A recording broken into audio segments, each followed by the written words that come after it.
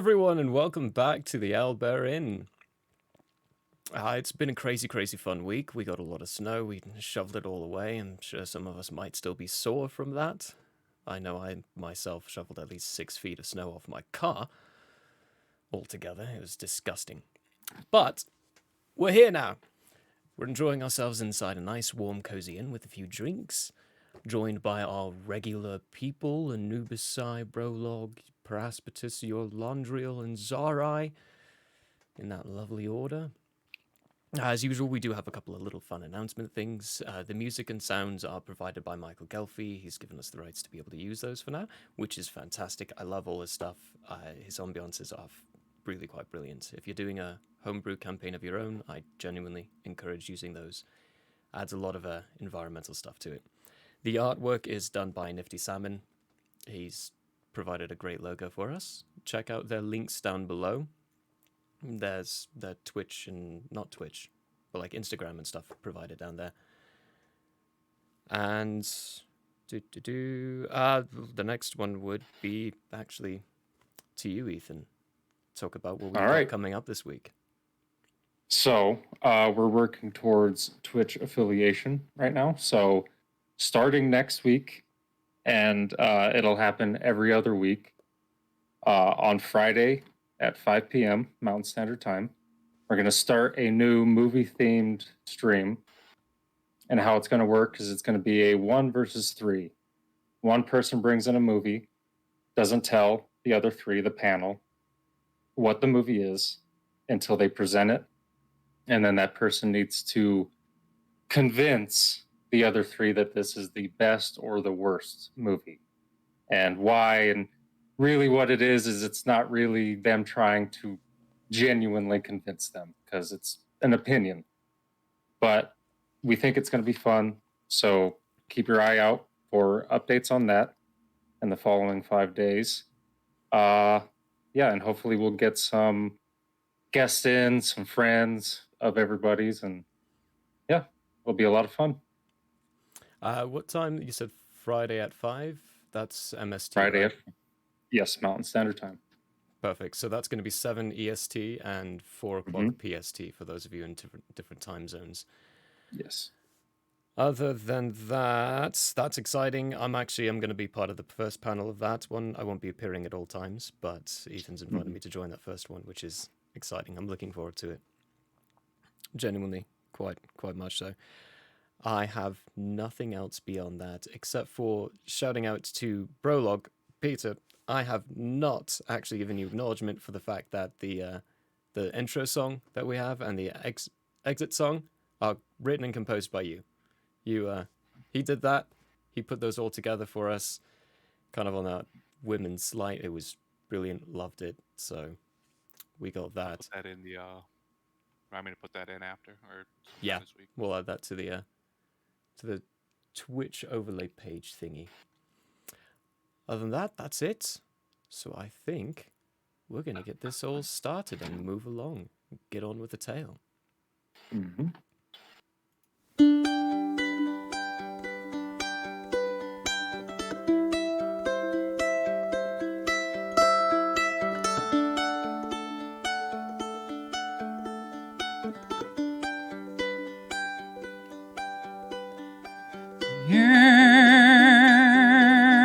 It is open, my friends. Battles have yet to begin. Laughter will be heard in gales and floods, if not at least will be blood. The sorrow and loss may abound. We'll do our best to hold this hallowed ground.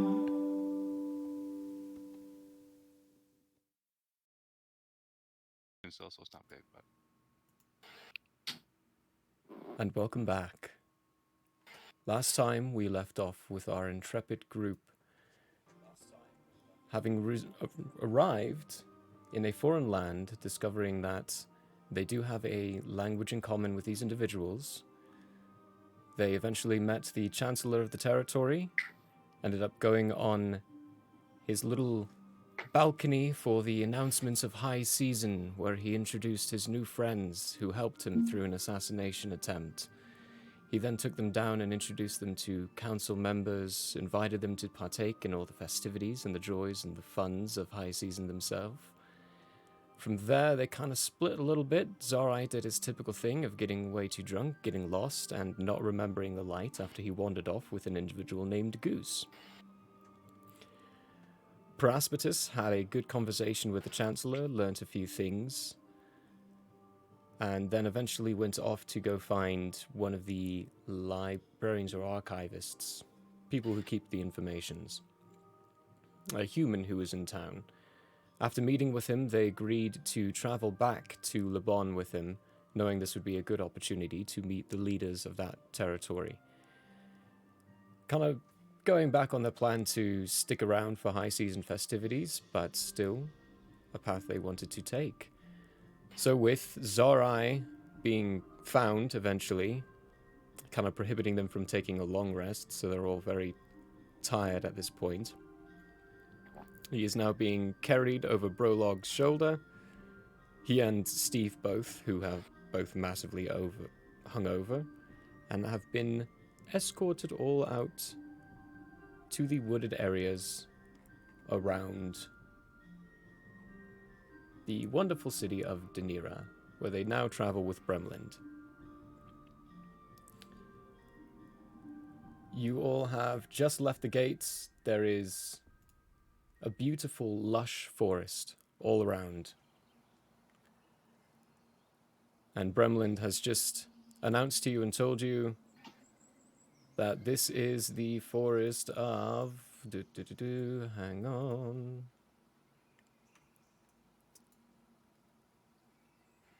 Manthris. This is the Manthris forest, and he's going to be trying to guide you to Vol, where he's going on his journey back home. We get the map on Roll20, please. You do not have a map. Oh, that's right. Yep. Oh, well, I have a map of where we came from. Yo, can I get a look at that? Oh wait, I'm sleeping. I still can't see it. Never mind. You are passed out on Brolog's shoulder, yeah. You're being happily carried. I'm dreaming about Goose. This Bro, crazy... don't duck for branches. Don't. Nah. Why would Brolog duck for branches? It's fun that way. But open field to you all. I'm taking everything in and also continuously thinking about that herbalism book that I don't currently have.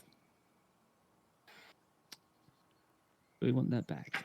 What kind of I don't know, what's the forest like? The road? I mean, is it like pretty wide open, or is it like pretty narrow? So for now, for about 500 feet out from the walls of the city, it is very wide open. But when you get to the forest edge, it's packed, densely packed with trees. There's not necessarily really a path from the look of it. Okay. Like, there is an area where that's been treaded down by carts, that carts can make it through. However, it's still very thick thicket of trees above you and canopy. Okay. Okay. And Bremlind is currently guiding you down the path for now. How many people are in Bremlin's accompaniment? Just Bremlin and ourselves? It's Bremlin and yourselves. He didn't see the need to hire any mercenaries with you all joining him. That was a Fantastic. mistake. I will keep up with Bremlin then. Yeah. And query him about the likeliness of how quick we could get those items that were stolen from us by the operatives back. If he would know. He kind of smiles a little bit and then frowns and says, yeah, there's There's no way I can tell you. If he heard what I said, and he might return it soon, but ultimately it goes down to what his official orders are. I don't give him orders. If it's the one I think, then he could get orders quickly, but it really just depends on who's following us.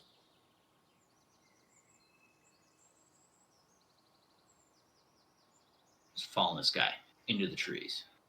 I look at Brolog and I'm like, we probably should have gotten a map of this land we don't know anything about before we left the city. This guy seems to know where he's going. Well, let's hope we don't lose him. I'm gonna like pat Zorai on the shoulder while he's like on top or on Brolog's shoulder. I'm gonna be like, there, buddy.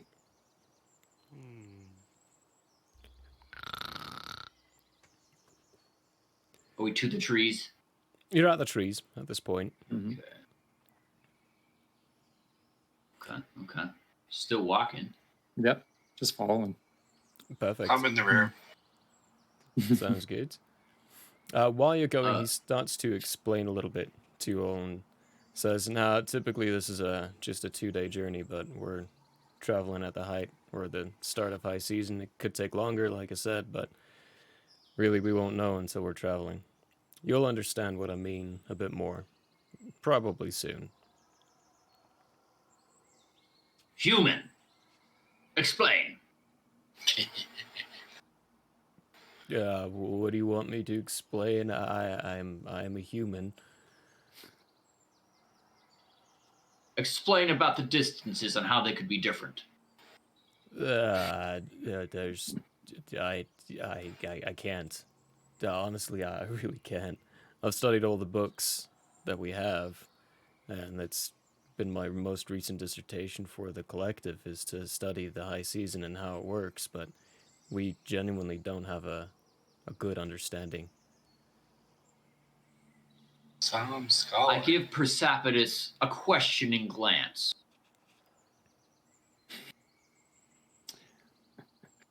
I have some theories on that one, but I'm not going to query anything yet because I don't think this guy knows much more than he's already told us. I keep walking. I'm gonna do a religion check to see if I remember anything in Eshnar's teachings about the moon being like it affecting magic and stuff like that. You know what I go mean? for it. Yeah.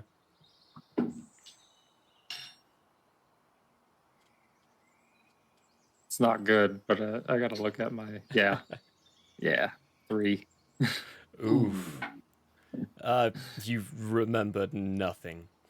You recall back to the time when the monks and the clerics were teaching you about the moons and the significance to your religion, but you also remember thinking this is about the time you got to that temple and being very, very homesick and thinking only nothing but home at that time. So you ignored all the teachings. Okay, I'm gonna kick myself in the ass about not paying attention to something that might have been really important. But then I'm just gonna kind of shrug my shoulders and keep walking. And at this point, Praspetus is going to remember mentioning or talking about Yolandriel and Yolandriel's god.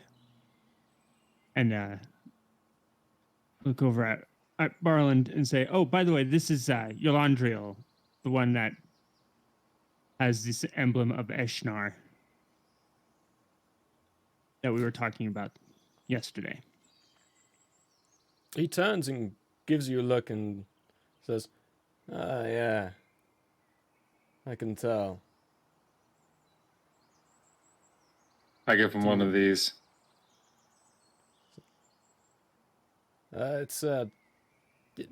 Do you actually mind joining me up here so I don't have to strain my neck?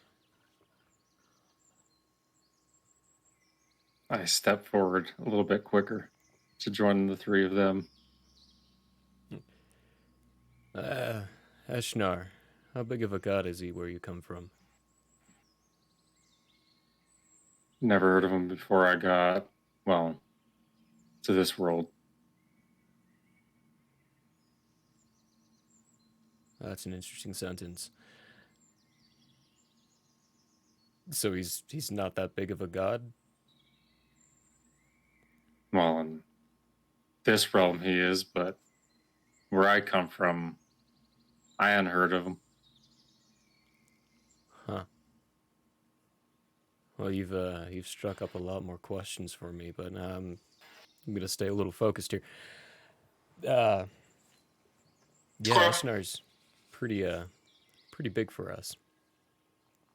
He says this while producing the necklace with the emblem of Eshnar on it.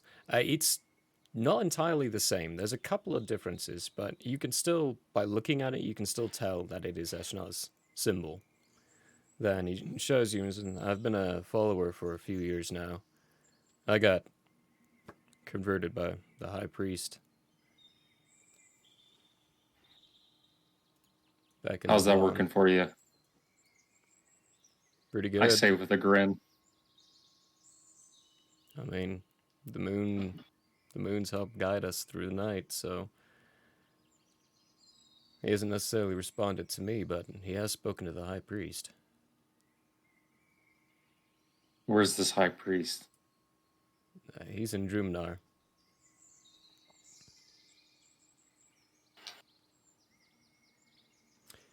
Did you guys pick up a map of the territory at all? I don't have one because I know everything off the top of my head, but No, I don't think we really thought through the planning of this little expedition. You're That's trying to alright. find somebody else. Yeah, we were We're a busy little finding distracted, Drunky that's McGee back there. And Drunken McGee. That might be a problem in the future. Nah, I don't think so, though. People are pretty nice to those who get drunk around here. Around here, at least. Laban, you might want to be a little bit more careful, but here's fine. I That can being see. said, Praspidus is going to start drawing a map for himself as they go along. Brolog first looks back at the gate, see if anyone's following us. Give me a perception check.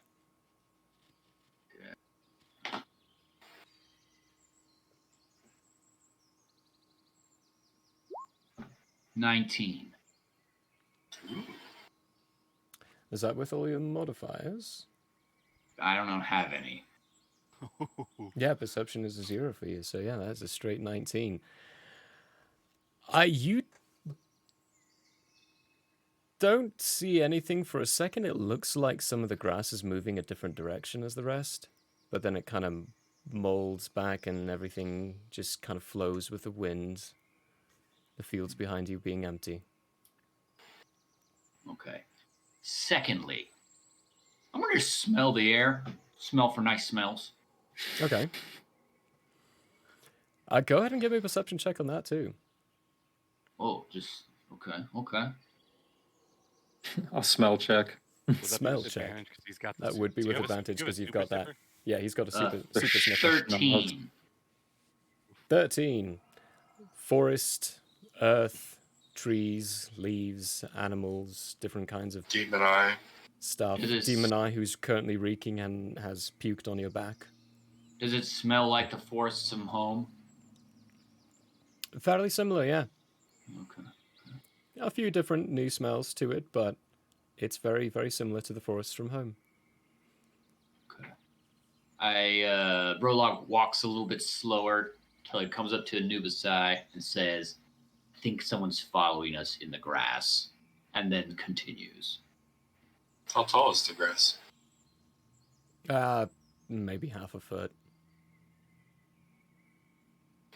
Wow, small and pale. I'll look. It won't do any good, but I'll look. You can give me a perception check too.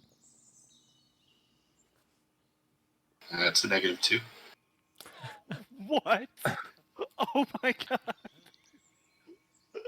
Yeah, I don't see things unless I'm fighting it. You see nothing. Nothing. Looks like a grass field and walls from the city behind you. How did you get -2? Just have a -5. Pretty bad modifier for perception. Really bad modifier for perception. Anubisai smashy smashy. Anubisai don't see. Yeah. Usually, things that I'm fighting don't try and hide from me. On that note, I'll yell out, I bet you can't hit me with an arrow. Give me a persuasion check. I hear that and I go, what? And that's just as bad as my perception. I perk up. I kind of like doze awake to the sound of the Ooh, dimension 10. arrow. 10. You wait a few seconds and nothing comes, but Brimland, he turns and says, "Yeah, you might not want to taunt him. He will do that if he's feeling a little feisty. That's if it's the one, I think. The best bit is you guys wouldn't even catch him too. Shifty little bugger." Come on, one cling off the armor. You can do it. There is nothing while you walk down, while you all walk through. Prologue continues following. Yeah. He must not be very good. He couldn't even steal anything from me. Doesn't look like you have anything on you other than that blade. Well, there you have it. He could have took the blade. I'm That would've still been- sleeping. Interesting to see. Anyway, your Laundriel. You wouldn't happen to know what the chosen one is, would you? If I have to do a performance, I am gonna not show him a thing on my face. And I'm just gonna say, I don't know, the priest talked about it. I would say that would be more deception. That's gonna be rough either way, guys. It's gonna be a rough roll. Let's see.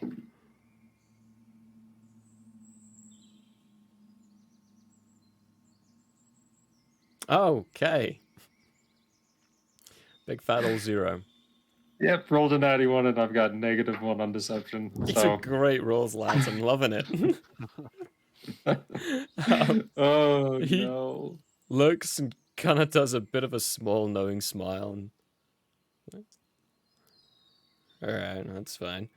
No, I'm just curious, because the last time I talked to the High Priest, he said Ashnar told him that a chosen one would be arriving soon. Which didn't make any sense to us, because as far as we knew, Ashnar's our god. When So we've been- someone asks you if you are a god, say yes. Chosen one. So we've been looking around our people to see if any of ours have been visited as well, but so far it's just been the High Priest. Has Ashnar been talking to you through dreams at all? Or just in any way? I don't know how he communicates to others. With a 16 deception, I'm gonna say, no dreams, not except for the ones about the life I used to have. Okay. Goose. Oh, perhaps you guys can tell me. You come from the West, if I'm correct. Yes. Did we see that the third moon for a brief amount of time towards the west? If my theory is correct, you guys are going to see it more than us. Is that true? Pretty consistently. I point to the symbol design on my breastplate, and the bottom one, the one in the center, has 3 dots. Or what is it, 2? Or is It would be 3? 2 dots. It Little would be moon. 2 dots. 2 dots underneath it. When you do that, you realize that's a key significant difference between your symbol and his symbol. His symbol only has one other underneath it, whereas yours has that third one. He looks and ha ha ha ha. Suck your heart out, Val. I'm right. Like, that's gonna be fun to throw in her face when I see her again. She I think that's what's going on with this high season, and whatever is wrong with this land that makes it where you're incapable of using magic. well, that's what she thinks too. I don't necessarily think that, but it could make sense. Could make a lot of sense. I just kind of nod my head and wait for him to continue. If he's got any more questions. He's got a lot through the time that you all walk. He asks a general basis to try to get an understanding of what your continent, what Quayla's like in general, asking about the different races, trying to understand who you all are, like what tieflings essentially primarily are, what you are yourself, Eulandriel, what Paraspatus is, what Brolog is, and what Anubisai is as well. He asks what race Anubisai is underneath all that armor. What you all want to tell him is entirely up to you. I ain't saying nothing because I'm still passed out. Oh, he's not directing any of the questions about you to you. He asks Paraspatus about that. Paraspatus is Instead of very getting at forthcoming. something. Okay. And part of the reason for this is because I'm also going to query about the races found in this continent and the differences between languages, because that's a curiosity of mine. Okay. Let's actually straight RP that. So how are you querying that? How are you popping that question out? So as he asks about my race and I give him that information, I'm going to ask him about humans and ask what he knows about his race's origin. For the sake of the of people viewing, Magus is a home-brewed race, so why don't you actually go through that as well? I got to go back to our messages between each other. Paraspatus just starts talking like he's reading off bulletin points in his head. It's like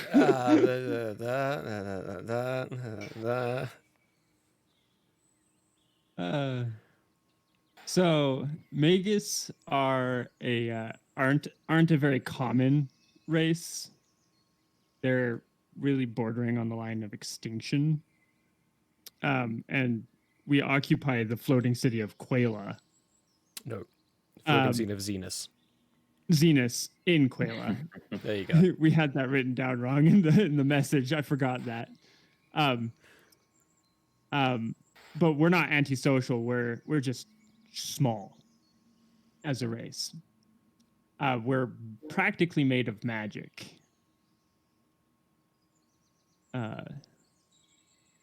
See, what else do I want to make sure he knows?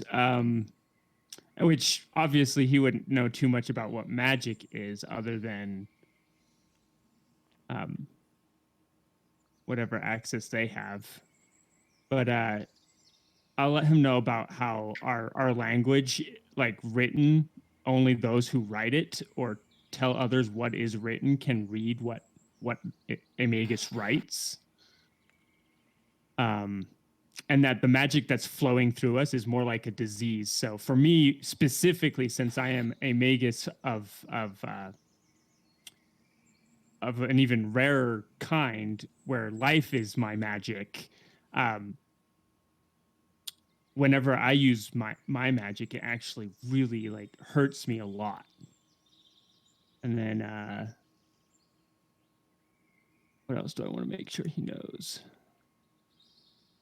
We all have this kind of mark on around our somewhere. It's like a tattoo, but it's really a birthmark, and it always has some kind of saying, which specifically for me, mine is one lives not as desired, but as a defender of life. And I've translated that into how I live my life, which is why I try very hard to keep those around me alive. After a while of this, Brolog becomes bored. So he walks a bit faster, gets up to where the human is, and says, "Hey, tell me more about the dragon by the volcanoes." I go like this Snoring because I didn't want to tell this guy any more about myself. Yeah. With Zarai snoring loudly on your shoulder, he turns, looks at you. Rollock, yeah, sure. So I just learned that they're called dragons. We just called these flying lizard things of breathing fire death. None of us have fully agreed. You guys haven't come up with a word that's a little bit simpler, you know? That's the A problem. 1 to 2 syllable word that works for It's- describing Yeah, I agree. what is essentially a dragon. I agree. We should have come up with a term by now, but that's the problem with having the collective being made up of two warring nations. None of us can agree, and the council has to have a consensus agreement on it. And right now, the council is split in half. Half Enough are of that, enough of that. The half are dragons. Laban. Okay, well, that creature, the dragon creature. I look at Anubis side, I'm like, they need a council to name things something. Like, why not just go with 2 different names? I mean, eventually people will understand that the two names mean the same thing. I go off into a tangent, just like talking to Anubis side, not with Anubis side. While you're saying all that, he's describing this creature, and he says, according to our histories, it came about 150 or so years ago. Decided to take one of the northern islands just north of the Reclorian territories, next to the Hollow Island, and Zarthor, northwest of Cretus. Now, we call it... I can't remember what name I made him give it. It's in my notes somewhere. We call it by a different name from the Reclorians. The Reclorians, they call it Ghelfin. They named him. He likes to raid ships and take shiny objects from them. And A dragon. yeah. I guess he's a dragon. Yeah, I'll tell the High Council. I mean, if you guys come over here and give it a name, if they disagree with that, then they're just being bigots at that point. Wait, To be truthful, it's just what we call it. So whatever they want to call it, they can call it. We just call it a dragon. So to us, it would be a dragon. You might want to ask the dragon, what do you want to call it? Yeah, I don't fancy being burnt alive anytime soon. human, there is only one dragon? As far as we know, there could be more. Disappointing. Disappointed there's only one dragon. Brolog, Yeah. with sorrow on his face, walks a bit slower back to Anubis' eye. Sort of pouts. It's not even a Hydra. Precipice is then going to come back up and go, enough about me for now, or my race for that matter. Humans, where is your origin from? Because we don't have any over in our continent, which has me curious as to where you come from. I'm slowly, slowing down the way I get to the other 3. I'm getting the crowd. I don't like this. One little arrow. Come on. One little arrow. Going on in the background there. He, Yeah. while still walking, you notice that at this point you guys are not actually walking on the path anymore. He's taking you through different territories without even thinking about it. It looks like he's very well versed with the paths and the directions of where he's going. Very capable of navigating this wilderness. But while he's walking, he's like, well, according to our books, humans have been here as long as we have records, which, again, is at least 490 years. By my reckoning, personally, it's 496. But Val would disagree with me. She thinks it's 498. But then again, we haven't properly documented that stinking book that was stolen, so we don't even fully understand that either. It's a long process. I'm sorry if there's no questions I can't fully answer for you. No, that's fine. I am curious though. You mentioned the 3-year difference. Is there a reason for a 3-year difference? Aging disagreements. We Oh. we disagree Oh, on how okay. things are calculated, and how I many can't even years. tell you how long it takes to walk between two towns. They're lucky to get That's- their history right. That's because of high season. High season's a little different, and again, that's not something I can fully describe in words. You need to experience it to understand fully. Probably by the end of Speaking this of, day, how I'll be able long to are we show going to you. walk for before it seems like we've gone like a distance, or is it just not noticeable since we're in a Also, like, forest? how long have we been walking? It's Oh yeah, and how long have we been walking? You've been walking, let's say, probably for a few hours at this point. And if you ask him that question, he says that you'll stop walking when the sun starts to set, because that's the best way he can describe and show you what high season is. That makes sense. And it's like, nah, I've asked you guys a lot about your home. I think it's only fair if I answer a few of your questions as well. If you got any for me, other than where humans come from, we've been on this continent as far as I know. Not particularly. I am anxious to know what I would need to do to get my book back. But I know that I have to wait until we get to where we're going before we go down that path. So I'll wait on that one. Well, again, that also depends. I did shout out and tell him to return the book. He should have communicated with his leaders by now, or with his commanding officer, or her. But I'm pretty sure it's Needle. So if he's communicated, then he should get a message back quickly. And depending on their orders, you could have it back tonight. You could also not get it back until we meet with them in Lestravka. Still backed by Anubisai. Hey. No, changed my mind. Burlog's gonna once again walk a little faster, catch up to the human, and say to him, "How big is this singular dragon?" He kind of looks around a little bit for a moment and stops. And you see that big tree over there? He points at a tree that's at least 30 feet in diameter and goes above all the other trees in the canopy. And he says, "He could probably tear that tree out of the ground freely without any effort. It's pretty big. A normal fishing vessel, it's far bigger than that. A war vessel, about that size. I've not seen it, but I've heard reports of him destroying one of our war vessels with one breath." Okay. Give you a singular dragon. I think I'm gonna go work for the dragon. He's looking at you with a bro. Like he's giving you this look of, all right, this guy, he really wants a fight. And he's kind of nodding a little bit. He looks pleased by your questions. How far away is that tree? The tree is 30 feet off. Okay. Never mind. Continue walking. Nah, I'm gonna go back with Anubisai. Continue walking. Okay. Without being asked any questions, though, he does continue asking you all questions through the course of the walk.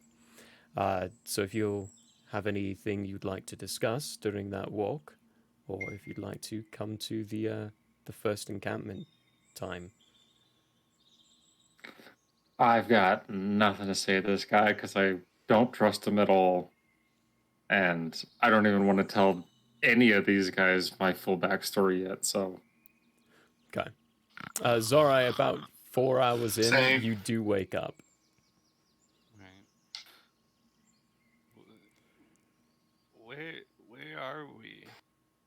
We're in a forest. Thanks. Steve, how you feeling, bud? This has to be jarring for poor Zarai. Fell asleep in a city, woke up in a forest. What's going on? Steve is just kind of, he's resting on the other shoulder, kind of drooped over, just like you. And when you ask, his head slightly moves up. His eyes are even more bloodshot than they usually are, and he just kind of goes, groans at you. Hey, I'm gonna hop off Burlog's shoulder and kind of just grab Steve and put him on me. And would Cure Wounds do anything to him? Like help him feel a little bit better? It wouldn't. So alcohol stuff is essentially a poison. You would have to do a lesser restoration to do cure poison. Gotcha. Okay. Yeah, I put him on my shoulder. He I'm like, stretches like a cat on your shoulder, arches his back, pushes his tail out, yawns, big lean, sits down and perches, looking around. just kind of just like getting up and used to it. And I'm like, did anyone see a potion? I Hold on. ignore him because I lost sleep over trying to find him. So sorry to interrupt you. Brolog also isn't happy. He gets a demonized attention, points to the barf on his back, and says, I don't like this. You need to fix it. I point at the barf and I'm like, that's a much better reason to be mad at him than my reason. I kind of just take flight with Steve. The canopy, when you take flight, you realize you can only Well, I fly. guess how high is the You can only fly 20 feet up. The canopy is thick enough I'm that at you 20 feet. you can't get through the canopy, but you can get 20 feet up at least. All right, I'm at 20 feet. Steve is not flying yet. He is holding on to you. Doesn't look like he's comfortable with the idea of flying yet.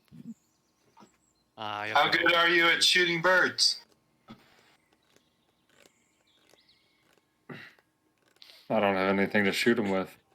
And I say No, I was kinda- asking our mysterious guest. I kind of fly to the front with like how they kind of throw on the back. I kind of fly in the front right over him, like the human. He's That's a tiefling. looks at him and is like, do they all have wings? No. How about the horns? I don't think so. Yes. They're pretty. Yeah. I don't think I've seen a tiefling without horns. Different actually. shapes and sizes. Yeah. I mean, That's small horns I've seen, but not without horns. I've seen some creatures while sailing that have wings before, but they've always been vicious and violent and attacked. Never intelligent like this. Or civilized, I should say. That's debatable. Hey, He actually, when I you heard say that, that. he bursts out laughing. He's like, Debatable. Barely house trained is more the word I'd use. You guys are I reminding me of have my full heyday. confidence. I have full confidence in Zarai out on the field. Not in a city. Yeah, but out in the field, yes. Like I said, he's not house trained. That's why you fully trust him out in the field. Exactly. He's well-trained mercenary, but he's terrible in the house. Yeah. Or a city, Or city, yeah. or around booze, or around women, or around gambling, or around. Don't you dare doubt my ability with women. If you I make remove all of it that, work. he's great. I love it. I may not be well endowed, Anubis-side, but I give them all I got. So, so eventually you all get to a point where you've been walking for what feels like a day's travel, and the sun is still, it's nowhere near setting. It's still very light. And he's looks at you and like, this is what I mean by high season. We've easily traveled over 30 miles today, and the sun has no point of setting just yet. Sometimes the sun stays taller, sometimes it doesn't. Is it varied? Like, consistent varied? Like Oh, it hell gets no. longer, or okay? No, So no, it's all over the random. place. We could have one day where it's a long day, one day where it's extremely short. The shortest day I've ever witnessed was 3 hours. The sun rose, 3 hours later it set.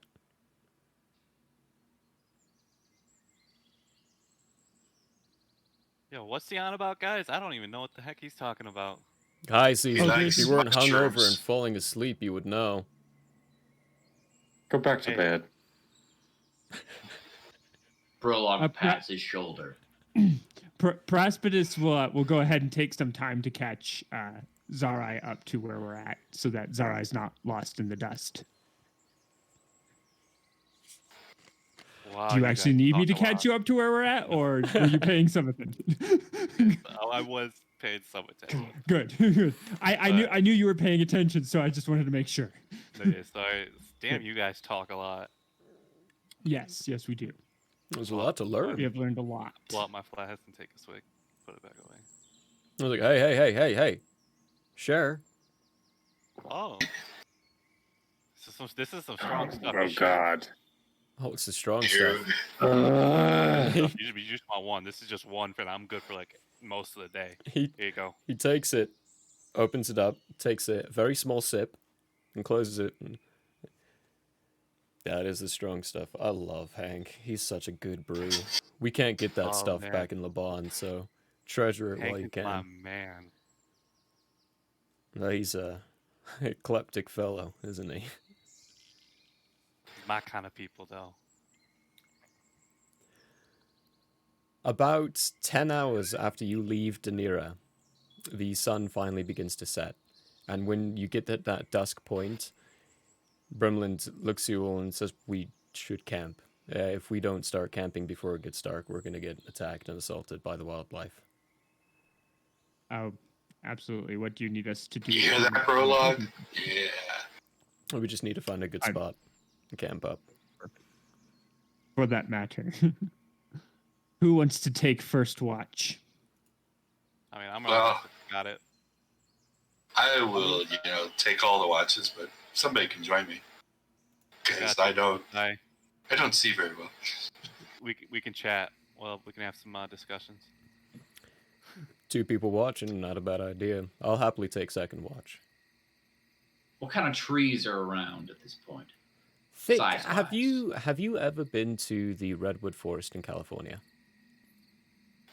Yes. Like that. Big, Big boys. thick trees, big boys. There's a lot of new, smaller trees around, but you can see there are a lot of aged and old trees. Ancient Okay. trees. Okay. Can I like Ancient harvest trees. some stuff for arrows? Yeah, go ahead and give me a investigation check. See if you can find some good Oh. branches that can be whittled into arrow shafts. Yeah, while he's doing that, Praspidus will, of course, assist Barlin in finding the right spot and setting up camp. Cool. What was that roll? Sorry? 9. 9. You can't really find any. I mean, you find some good firewood, but nothing that's straight enough to make an arrow shaft. Maybe crossbow bolts, but Hey guys, no arrows. got some firewood. Ah, good. I'll start up on that. You guys have tents, or are you just gonna rough it? I just intended to rough it because I'm curious to see everything. All right. Well, during the night after he hitches up that fire, he sits around it, pulls out a small wooden pipe, and starts lights some tobacco and smokes. And you guys fancy a tale? Sure. There's a few old ones. What kind of a campfire story you looking for? You got anything with women in it? Brolog goes to sleep after eating rations. I am polishing my halberd, and I just don't respond at all. If he wants to tell a story, he can tell the story. Praspidus will sit up and go, history is most my curiosity. So Hmm, history and women. What you got? history. Well, I mean, Strong not gonna lie. historical women. Ooh, there you go. That's a good one. Strong I'm going to historical move woman. out of the firelight. Okay. Out of the firelight into the darkness. The name of the first story? He looks in like, well, there's a bit of a newer one. What kind of perspective do you want this in? This tale, it can be told by the perspective of Laban and perspective of a Reclorian. How long is it? It's kind of short. Can you tell it in both? Yeah, sure. Let's start with the Laban. Situates himself up a bit more. You can tell he looks a little pleased by this. Like it looks like he enjoys telling stories and telling tales. And he begins describing this beautiful, elegant mistress who is known as the Mistress of the Night. She wanders around and enters into towns and villages and speaks to individuals and finds them, and later on leaves without any tell or tale. Soon time Blue ball on 'em, after, huh? kind of blue ball, yeah. But soon after, a key stipulation of that town gets revealed, and corruption gets uprooted and dissembled. Those in Recloria, those in Laban, because this is the Laban standpoint, when they see her, they leave, vacate the area. It's almost as if she holds a certain amount of authority about her. Some think that she's a bit of a tale, but Bremlin knows himself. He knows her to be real. Then he starts off in the Reclorian viewpoint of it, whereas she's known as the Mistress of Death. When she appears, she meets with the individual, and the next morning, the individual is no longer alive. There is no uprooting of politics, just death. Wonder if it's worth it. Prologue would like to roll perception Okay. to see if in his sleep he hears the phrase "woman of death." Go for it. Lady Death.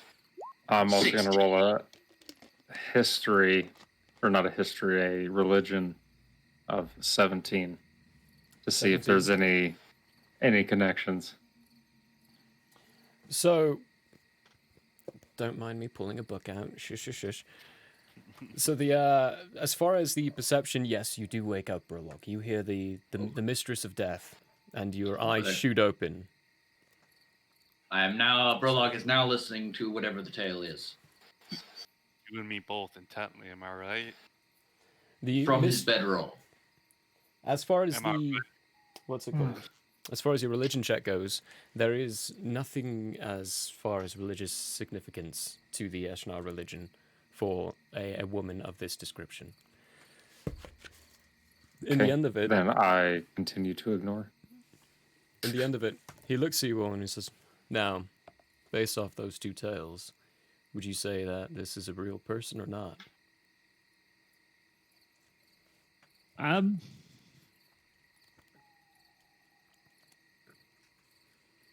Depends on the Based off of- perspective, I Yeah. thought you weren't paying attention, bro. because they could be the same. Oh, I'm like half paying attention. I'm just like, eh. Still polishing, But I that pipe kind up. of not paying attention. Yeah, exactly. That kind of not paying attention. And I say, well, it depends on your perspective. Sounds to me like you're talking about the same person, just from two different sides of the situation. Yeah, I am. It's my sister. Hmm. Really? Oh. Yeah, she kind of got a Yeah. bit of a folklore tale about her. She and I went She different hot? paths. Zara, you would not be able to handle her. Oh yeah? I'll have you know, just yesterday, Yeah, I just took on a Hush, hush you. dragonborn. Hush you. Prologue gets up from his bedroll and approaches the human and says, "Where is this person?" well, she's actually I'm not allowed to say her official title, but she's one of the heads. Yeah, when we get to Lestrabga, you'll be meeting her. Excellent. I will show you. My friend, I believe she'll be showing you. I'm Her okay blade, with that. probably. Brolog is very pleased, goes back to sleep. Yeah. This would explain why, from the Liban side of this story, she is shown as a hero, a good guy, one who ends corruption. I am most curious about that, though, that ending corruption, whereas the other side views it as bringer of death. Hey, JP. Natural 20 on your perception check, eh? Yep. Good Nice. Christ. I was actually about to ask you for that. You read my mind. Thank Yeah. you. So, I'll get to your perception check in a second here. Yeah. Perfect. Oh, well, I mean, to us, she's a real thing. To those in Laban, we know who she is, but those here, they don't believe that she's a real thing. They think it's a mystery. But mind you, that also might be because of the smiling man. That's a bit of a misreport on that guy too. Another story Yeah, that's an old wives' tale.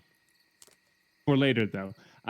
Going back to your sister, would you say then that from the other side, the story of your sister and her being named Mistress of Death is tends to be embellished a little bit, since they don't actually believe her to be real? I did maybe a little, but at the same time, Most stories about people are embellished. It just depends on how much. most stories are embellished. Unfortunately, this one is not. Every single one of the reports, every single one of the claims of the Mistress of Death coming by was one of her missions. She has actually come and assassinated people here before. That's her job. That's what she does. I am more That's what curious I though do. about We already got that in common. the difference. Oh, I'm so excited to go to Liban. Anyway, Yeah, a lot of fun stuff. Very different country, by the way. Very different country. You'll understand better when we get there. Right, well, I'm a bit tired. I'm gonna get some sleep before my watch. Hey, Zara, when you're done with your watch, wake me up, yeah? Just giving the old finger guns. There's room in here Finger for one more if crossbows. one of you guys wants to join me. Completely, separated. Not, Oh, I didn't know. not. I didn't It's know you alright, swung no, that it's way. alright, no. Don't you dare join me and try to pull any of those moves. You will lose whatever your gods have given you down there if you try to do that to me. It's not much. Take away his flask. That'll hurt him worse. I believe that. Anyway, good night. I'll see you all later. He You in the hops morning. into his tent. Anubisai, while you're watching around during his little story and while they're having that conversation, there is you can see there's some animals moving around inside the forest area. Nothing particularly too attention grabbing. But at some point, a bat flutters up, lands on a branch, and it looks like it's looking straight at you and just watching you.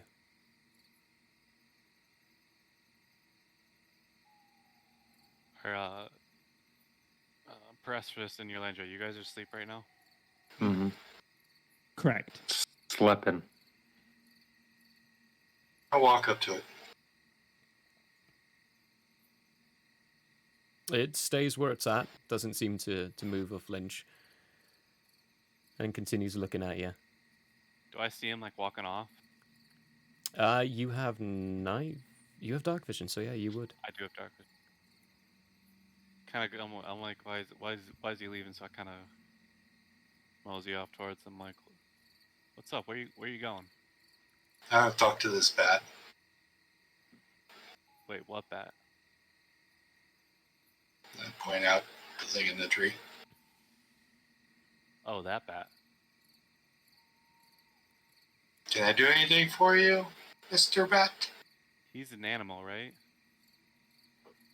Bats are animals. Looks Well, to be it. I mean, Technically.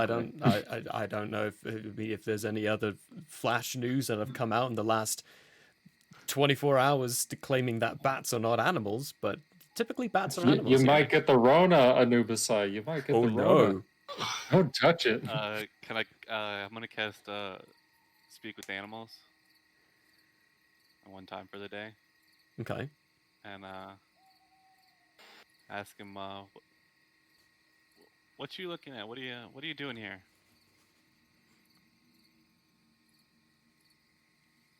There is no reply. It doesn't There was reply some to you. shit going on with this It- guy, Anubisai. Flaps off, and actually it takes off and flies away. After you say that. How fast is he going? He's going pretty quick. You might not want to. Can I chase him? You can try. I'm gonna try. Okay, Bump, give me a perception to That see the if one you can bites the follow dust? this small, dark object in the night flying away from you. 19 perception, 19? right? Yeah, perception. Yeah. You follow him for a bit. You can actually you realize you're actually not keeping up with him. He is moving faster than you. And he rounds a Right. corner at one Get point, wrecked, getting scrub. out of your sight. Alright, turn around and go back to Anubisai. Sweet, give me perception to see if you can find your way back. Oh no. Bye. 21, boy! You find your way I'm back. smart, perfectly yo. fine. Perception or nature, either one of those two, but 21 will get you there. I like perception way Or better. survival, actually. Survival would work too. But yeah, you get there. You find your way back to camp easily enough. Take that over, so that's where I wouldn't have been as bad. Alright. Yo, that I'll was, go back and stand in my spot. that was some... No. Yo, are we gonna talk about that at all? Like, But it was bad. Spying on us. dude, I talked with him with a spell, and he didn't say anything back. There's no noise back. Nothing. Can you Yeah, talk you to don't- somebody with a spell that's already under a spell? But the thing, that's not what I'm getting. What I'm saying is, if it were a bat, it would have said something. There would have been some response, whether gibberish or not. I don't think that was just a bat. We'll see. Alright, just go sit back by the campfire. So while you have that conversation, both of you give me some perception checks. 15. Another natural 20. Oh my Grief. goodness. Anubisai's time. For some reason, in the middle of the night, I can see fine. Right? We're getting a fight, and he's gonna be rolling that once. He's getting his luck out now. Yeah, pretty much. At the end of that conversation, Zorai is saying what he said, and Anubisai, you look over to briefly glimpse this black cloaked figure standing over Praspiti's bag. He's got a book in his hand, and it looks like he's putting it back into the bag. He puts it back Do in. I see it or no? You do not see it. Mm, Puts the flap up, ah, pulls a piece of paper, starts writing something down. I'll say, good choice. Who are you talking to? He looks What? up, face completely covered, hood on. You just see these surprised eyes and drops the piece of paper on the bag and runs off. It was a follower. You didn't think to let me know or anything? Why? You can't catch a bat. I had this really cool thing called Thorn Whip. Yeah, he's not Welcome doing back. anything. He was returning it. So, If he's returning He's the just book, doing I it. could have got my potion back. What? well, if you would have been asleep instead of flying around chasing bats, you might have got your potion back.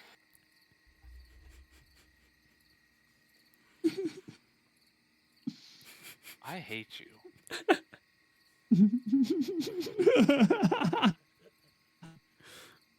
Kind of brush my shoulder past and just walk back to the campfire. It hurt your shoulder. Got my shoulder. Try shouldering for 2,000 damage. pounds and see what happens. That was Roll to hit. that was the I most walk away with my genuine shoulder I kinda hate just you I've hurting ever heard. just a little bit. He doesn't see anything. I don't give a wince of actual pain. Give me performance. It's not a good one for me.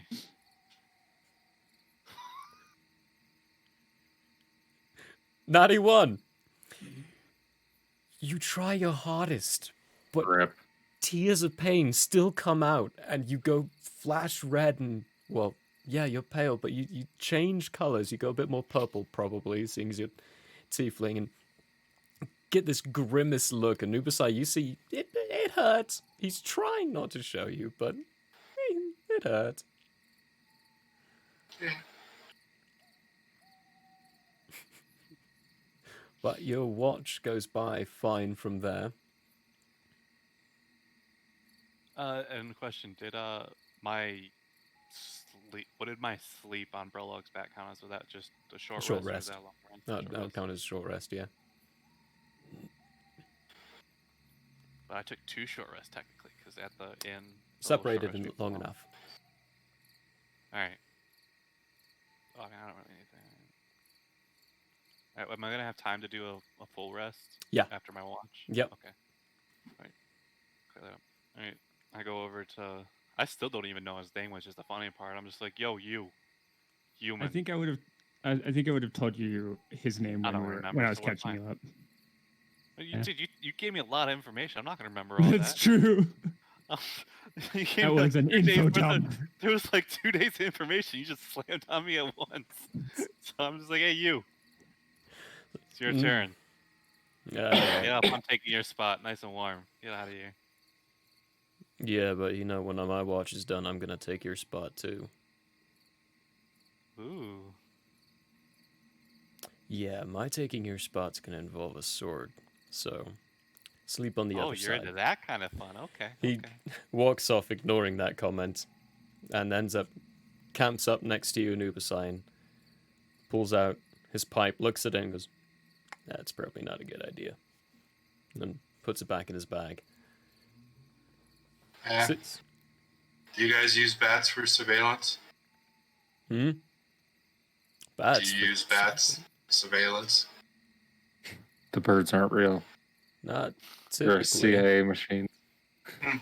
What did this bat look like? The bat? Did it make any sounds? Nope, it just was staring at us for a while and then flew off when Demon and I tried to chase it, you know, shiny thing, follow the chase, whatever. We Then don't he use came back. bats for surveillance per se, but we do. The one that's following us. I'm pretty sure it's Needle. He's got an artifact he found that he can use to shape himself into a bat. So you probably just met our follower. But I also saw him as he returned the book. Oh, he did? Good Yeah. for him. Needle, huh? Okay. I'll remember Yeah. that. Needle. He doesn't talk, so asked about the sounds. Very quiet guy.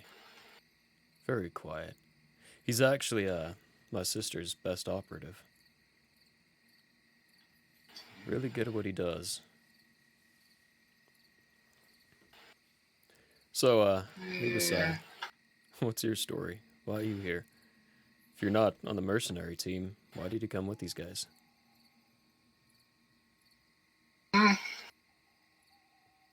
Let's just say I was getting bored of where I was at, maybe getting a little too well known, and decided to seek out some new lands,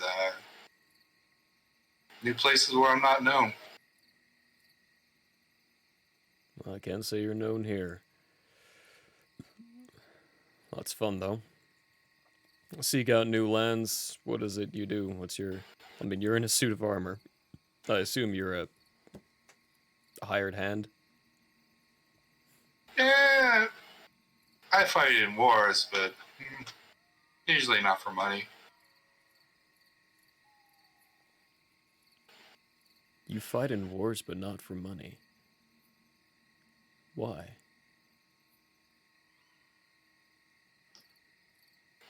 I just like them. I think you're gonna get along with the king just fine enough. I never understood the aspect of war. All it ever does is hurt and harm. Kills any prospects of proper learning, proper trade of information. We can't communicate with any of the scholars here who were part of the collective during that wartime. We can't travel over here, otherwise we get killed. Of course, they can travel to us. We don't care.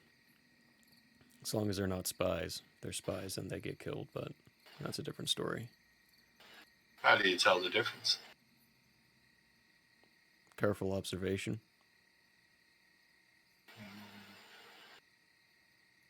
So you have non-humans in your land that you leave alone?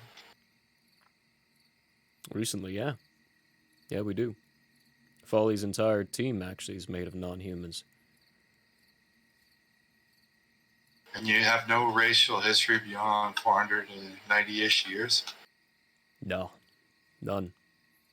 We keep finding random... I can tell you, you're older.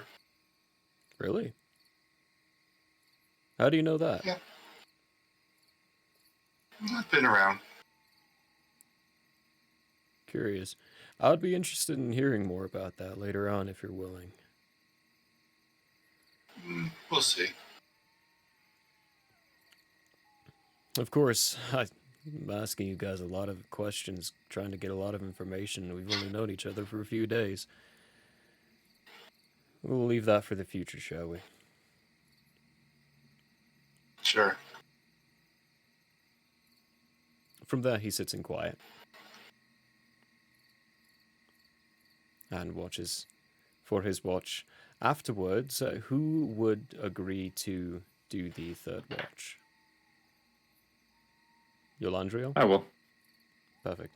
He walks over, wakes you up. Says, all right. Hey, you want to help me out with something quickly? What is it? Zara is asleep in my tent. I think we can pull a good one over him. Let me stop you right there. I'm 100% in. Great, come here. He leads you to the tent and he shows you how to carefully break it down without collapsing it in on itself. So give me a stealth check while you're doing this. Natural 20. Oh boy. Oh, Oh boy. These are the moments you want, those natural 20s, right? These You are got the a moments. 19. So you all slowly break apart the outsides of it, pick it up and move it, and leave this this revealed Zara's curled up with Steve kind of curled around him, nestled up, and they're kind of cuddling each other. He pulls it over and goes, all right, now this is he goes over to the campfire, pulls out one of the logs, gets some chalk, and starts drawing on Zarai's face. Joke's on him. I'm already white. This is black chalk, so it's like a Charcoal. Sharpie on your face. Sharpie, essentially. Can I roll perception or like You can roll anything? perception at this point, because he's now touching your face. Come on, man. Let's say at disadvantage because you're asleep. Man, I wish I had disadvantage. 16. 16? Let's give him a stealth check to see if he can do this. I'm giving him a helping hand if you want to give him advantage. I'll happily do that. That helped. That helped. Yes, sir. He Yes, got sir. 17 because of that. You know what? I'm gonna roll one as well. Screw you guys. But he kind of stops. There's some very crude pictures drawn onto his face, and he looks and, how do you like my handiwork? You know what? I think that might be the greatest piece of art I've ever seen in my entire life. Do you want to like draw that on? And then I tip my cap to him and turn around to go start my watch. He just kind of nods a couple of times more, throws the charcoal back into the fire, and walks over to his now newly placed tent and curls up into it. Yep, I join Anubisai and put my 360 feet of dark vision to good use as I just stare off into the deep distance. I'll catch him up with the events. I'll follow. His name is Needles. He can turn into a bat. He doesn't speak. He's already returned the book. And Zari chased him around the forest for a bit until he lost him. Sounds about right, I say, as I just look around and Give me like a some- slow 360-degree scan. Give me some perception checks. Like a good old sprinkler, just 18, my first one. 18. I don't know if you did more than that. 10. 10. Oh. You need another one? No, actually, so, your Londriel, Anubisai, you don't realize that you don't see or hear this, but your Londriel, there's a soft snap of a twig above you, and you see a small little, like, twig-type branch with a leaf on it drop down in front of you as you're making this surveillance around. Okay, I'm going to immediately use my light cantrip on my halberd in order to give me like full view and like look up. When you do, See what I can the area around you is lit up brightly. And then right above you is this same dark cloaked figure, Anubisai. You see this at this point. Your Londriel doing that is very open and obvious. He looks down, sees you, eyes widen again, pops off with speed you've not seen before. He's very quick, and he's jumping from tree to tree, moving away as quickly as possible.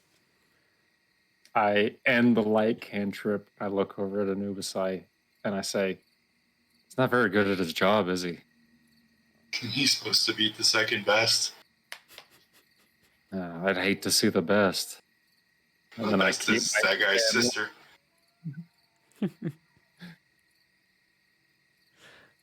All right, Poor just guy. yeah, I'm not rolling well on my side here. He's just having a rough night. Just a It's super Zarai's rough fault. night. Good job, by the way, Zarai. Good job. You rattled him by following him. shook him up. But the rest of your watch goes by calmly and peacefully enough. Okay. I go wake up Prologue, who's next in turn. Unless there's not another turn. There's one more. I go wake up Prologue.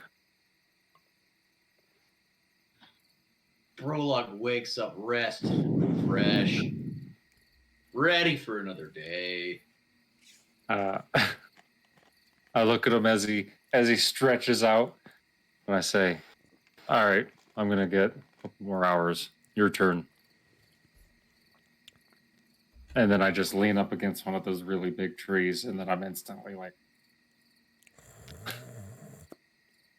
Conked out.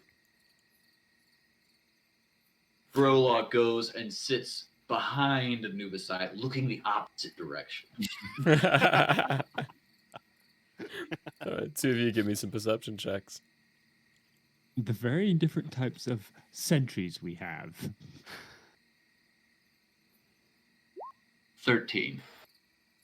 Natural one. I'm bored. Ooh, there it is. "Ooh." The two of you see nothing of convenience, nothing of importance for the night, and your watch goes by peacefully. While it returns to the morning time. Can Everyone we wakes take a up quick break because I have to use the restroom? peacefully, yep. And that's Yeah. actually a good point to take a quick Perfect time. 5 or 10. We will be right Awesome. back, everybody. Grab yourself a gonna- drink, grab yourself something else to munch on, possibly, maybe even. Take that dog out to go pee. It's been staring at you for 5 minutes. Come on. Come on. Let's go. Yeah, we'll be right back.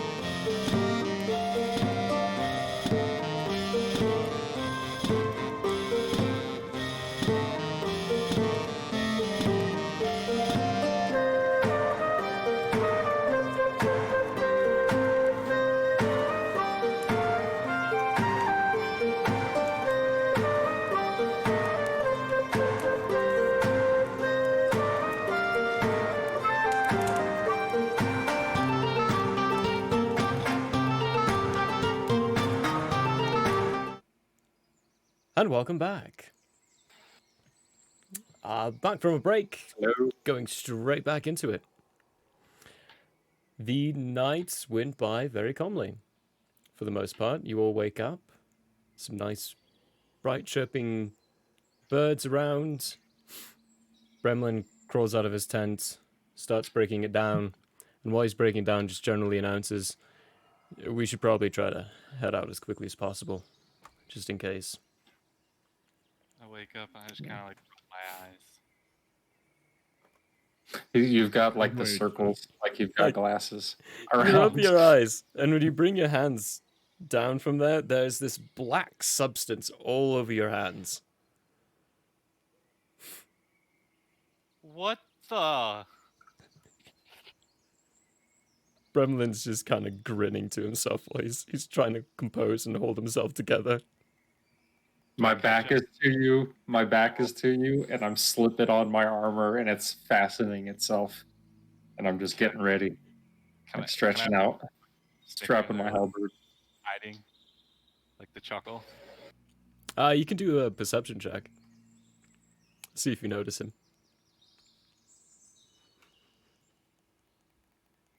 9. 9, you do not notice the fact that he's chuckling to himself. Yo, anyone know what the hell happened? Did I like roll in something? Like what? When you all look at him, his face is covered with these drawings. I mean, there's drawings of little tiny dicks on his face, other little tiny figures on there. His eyes are now like he's wiped and destroyed a few of the drawings and spread the charcoal around his face a little bit more in places. I'm gonna hand him a canteen and say, "You've got charcoal over your face. Just douse it." I pour it off and just kind of take my shirt and just wash it off. How's this look? Like, I lament the loss of that fine piece of artwork to myself. And Did then I I get it? say, yeah, you look better. There's still a mark like just by his on his cheek, and Bremen looks like, yeah, he got all of it. Yeah, I nod as well. It doesn't look like a drawing or anything, does it? No, it's just a charcoal mark. It just looks That's like the a point. charcoal mark. Yeah, no, you're good. You're good. if I find out who did this, it's on. I show him my clean hands. And then That's I okay. step away. Now, let me see him. All right, Preston, you're good. You literally have black on your hands, Barry. Yeah, the only. Oh, I do. Yeah, that's from my my pen. Do I see but- black on anyone? No. Brolog takes his hands and pats Demon Eye's head.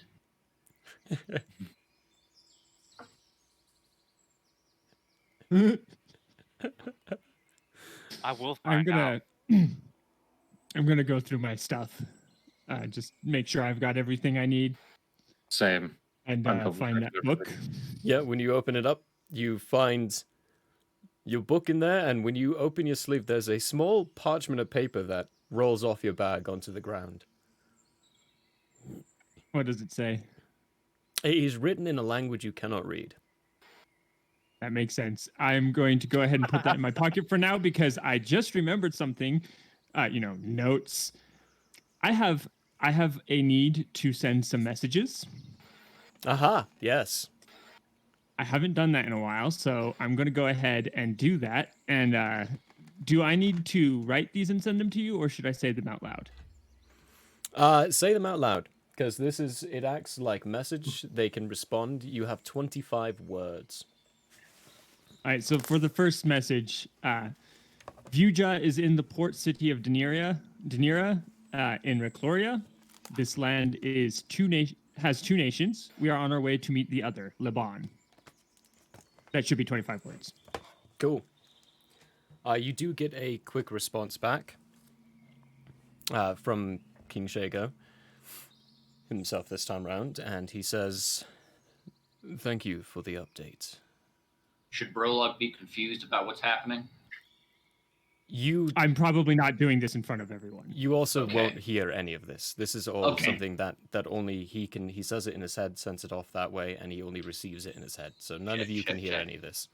Prologue is eating rations then. Okay. Likewise. So am I. The response you get back from King Shago is, "Thank you for your feedback. Any word on my daughter?" That's message number 2. Others from Quayla have come. Do we know anything of any person named Chief? Our lead is in the north, which we will follow next. No record of a sheath on our side. I will double check with Dock Masters and the Osirid merchants. See what they have for us.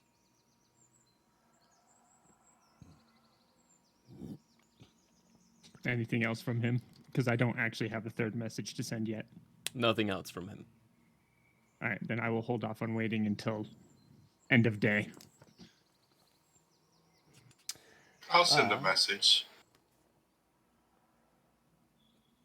Can you Who do is that? Chief? You gave me the ring, remember? Oh yeah. Oh, so you're okay. You're communicating with the Yeah. different person. So, there is Chief. I do not know a Chief. A drow by the name of Chief arrived here before we did. I will look into it, see if there are any reports from our commanders for a Chief that is missing. Any sign Sure. of my daughter? Not yet. Okay. You don't get a response after that. After camp's been packed up, Bremlin looks at you all and like, you ready to go? I need Yes. to grab some charcoal. A lot of it. I stare at him There's very intently. plenty of charcoal inside the fireplace that you set that is now out. Anubis, I didn't take you for a joker. No, I need to leave a trail for our needles because he doesn't seem too confident. I don't want to lose him. I say that out loud. Bremlin chuckles a little. I'm going to pull out the message and I'm going to look at Nubisai. Did he leave this Yeah. for me? When he returned the Awesome. book, he left it for you. Awesome. Then as we start, that's when I'll bring it to Bremlin for translation. I take Takes- back up to flying right above the lead. Perfect. He takes it, unravels it while you're walking along, looks and goes, It just says, "I'm sorry." Good man. I'm going to go ahead and put it back in my armor. Nice memento. And Close to the heart. then take out the book, and as we're walking, just quickly peruse it, make sure it's fine and not too damaged, or not damaged if at all. Give me an investigation check. I got a solid 3. Solid 3. It doesn't look too damaged. I mean, as far as you can tell, there's nothing's different from it. Awesome. With satisfaction, I'm going to put it back in my bag. Prologue is once again going to check for nice smells. Okay, give me that perception with advantage because you're using your super sniffer. Nat 20. Oh! Oh, yeah. Yeah, you still got puke on your back, by the way. I never cleaned that up. There, it's dry and Just thought I'd crusted and remind you. kind of just naturally coming off at this point. But it's still there. It's a remnants of Nice his rub buff against a along with your tree. back. There is, from what you smelt yesterday, there's a few new smells. You can't fully identify and you don't fully understand what they are, but it's fairly prevalent. And according to, with your recollection, those smells were not there when you went to sleep. What'd you say that's there? We got earthy in nature, floral. More animal in nature. Primal. But this I, stage, s- go for it. I turn to Yolandriel, say, there are animals about. I say with a smile. Okay, I take the last bite of my rations and I kind of clean up a little bit, put everything away. And then I stand up and I pull my halberd out and I set it down. I'm like, how close? Close enough to smell. Are they a threat? I don't know. I just never smelled one like these before. Okay, I'm going to do an investigation look around Okay. with a 12. 12. You don't really see anything of significance. When you're walking around taking a look, there's general, what would we call those? Animal droppings of sorts. And in general, you can't really find anything that's necessarily risky or evidence of any risk of any kind. I go to Prologue goes to the human and says, "Are there any large animals in these woods?" Oh yeah, there are. Why do you ask? I smell animals that I haven't smelled before. His calm, gentle demeanor kind of changes a bit. And he looks a bit more cautious and wary and starts looking around. Yeah, okay. We need to get moving now. What's up, guys? What's going on? Prologue Uh, follows Gremlin. Danger's all right. Keep your eye out.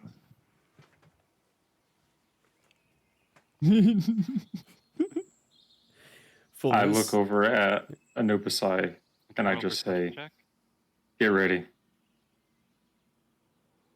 You can give me a perception check. Okay. It's alright, See if you'd like. See if I see anything like related to what they were talking about. Draw my sword. 13. 13, you get the same kind of vision and sights of what Yolandriel saw. I got nothing. Same thing. I'm not gonna bother looking around, but I am gonna get ready just in case and stay close to Bremlin. Yeah, he's I'm flying like right above Brenlam. he's walking at a bit of a quicker pace. This time round, he's not constantly asking questions through the journey. He's actually quiet as you continue walking along. About 5 or so hours into your walk, the sun sets. Ooh. Just out of nowhere, it sets. It's gone. You lose all light, and he stops and's like, "Oh shit! Okay, we need to get a campfire going now." I immediately use my light cantrip and I'm constantly scanning with dark vision. He's produced flame and I light a fire real quick. He puts some twigs and sticks, puts them into a pile. You light this fire, and when you do, there's this slight yip from in the darkness. Sound Blade's of been what gone. sounds like to be a dog of some kind walking around. He looks and oh, okay. You I guys, immediately look in the direction of the yip. Sergeant Rook. Likewise. when you do, the next yip you hear is right behind you, is as in behind, different All right, direction, Elijah, different you area. look that way. I'm gonna look this way. All right. Couple Okay, more yips I come am- from your left, and then your right. More yips I'm from all going to around. use Vigilant Blessing. As an action, I give myself advantage on next initiative roll.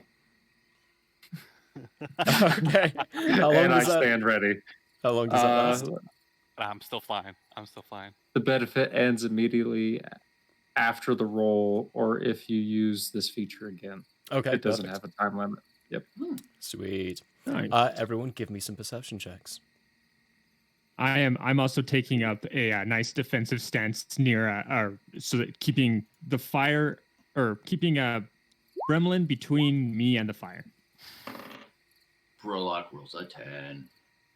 11. 9. 12. Oh, Oh no, 2, Dean. 9, 10, 11, 12. we're 2, the 9, worst. 10, 11, 12. Yeah, there is nothing up until quite suddenly and almost out of nowhere.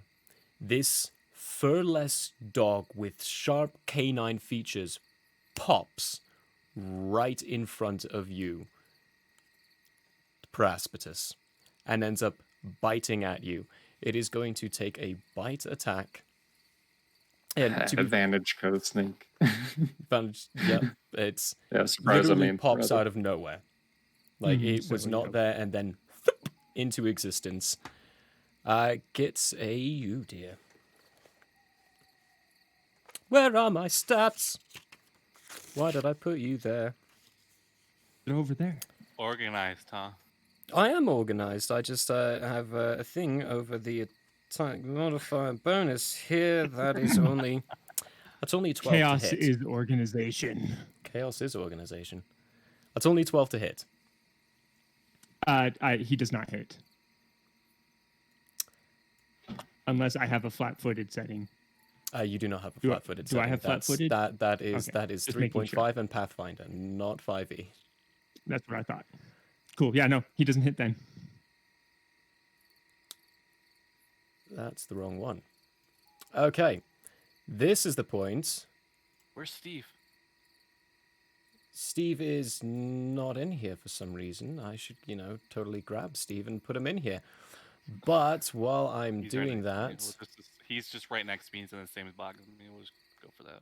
while I'm doing that, everyone roll initiative. Hold your initiative until I ask for it, please.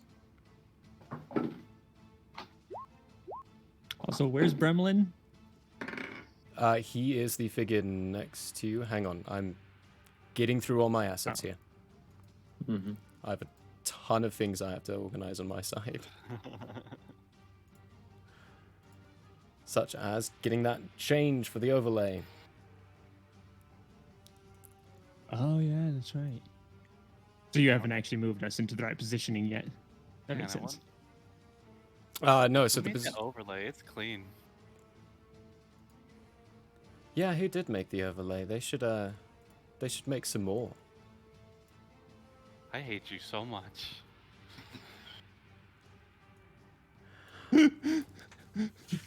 You seem to hate everybody. He's just So a I man hate of you fate. and JP for making me do. He's just like, hey. All right, yeah, Zorai, so what's your about initiative? that, 11. 11. Your Landriel? Oh wait, sorry, 12. 12. 12. 12. Sorry. Your Landriel? 19. 19. Paraspitus? 8. 8. Glorious. Brolog? 15. 15. Anubisai? 15.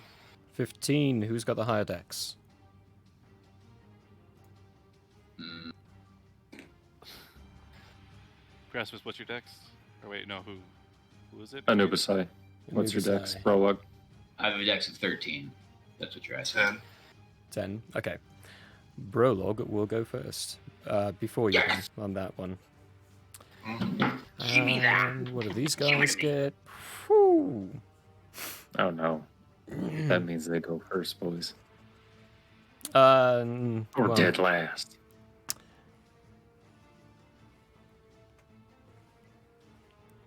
unfortunately, yes, it does mean they go first. They got a nat 20 on their initiative roll, so these things are going first.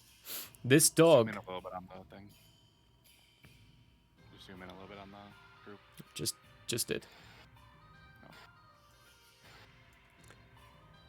Oh. This one in front of you, Paraspitus, is going to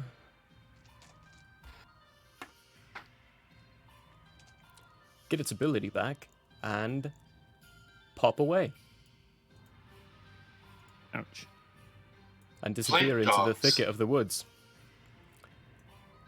Can I With have Steve move over to here? on your turn, yes. Yeah, on your turn. For now, he is right next to you. Let me get that chair. That is Steve. The chair that is Steve. There you go. There's Steve. You are flying upwards. I need to get into the right layers here. When he does pop away, you will manage to take a look around and notice that there are quite a few of these creatures circling around you. Just waiting to take a couple of bites of you. And a few of them run in. This one heads up to Eulandriel. This one goes to Nubisai. This one goes to Bremlin because it's not close to you. Praspetus. Just again. Couple for They each. convolge. Couple for each. Eulandriel, 2 of them are biting at you first. Let's go, boy. That is a glorious 21 to hit. Yeah, that hits. Glorious. It's 3 points of piercing damage as this furless dog creature runs up and bites into one of your calves.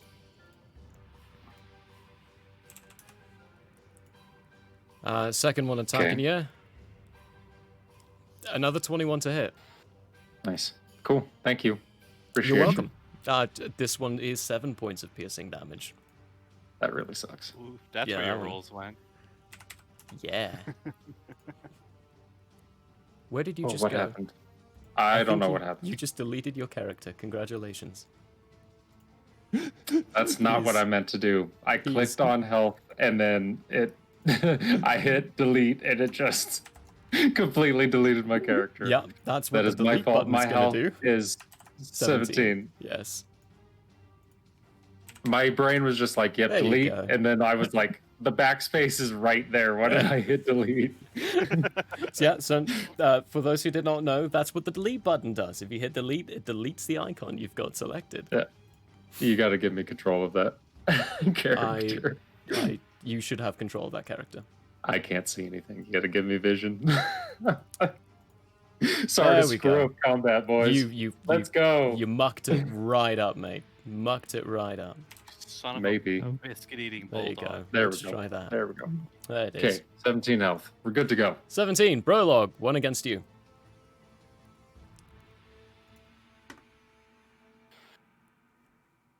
That is only a 14 to hit. Can't remember. It's going against your Gotta step AC. away real fast. Right. Is it affected because I'm not raged yet? I can't remember if your AC doesn't change whether or not you're Okay, it raged or doesn't. not. Okay, I didn't Yeah. think so. Okay, so it doesn't hit. It's okay. Cool.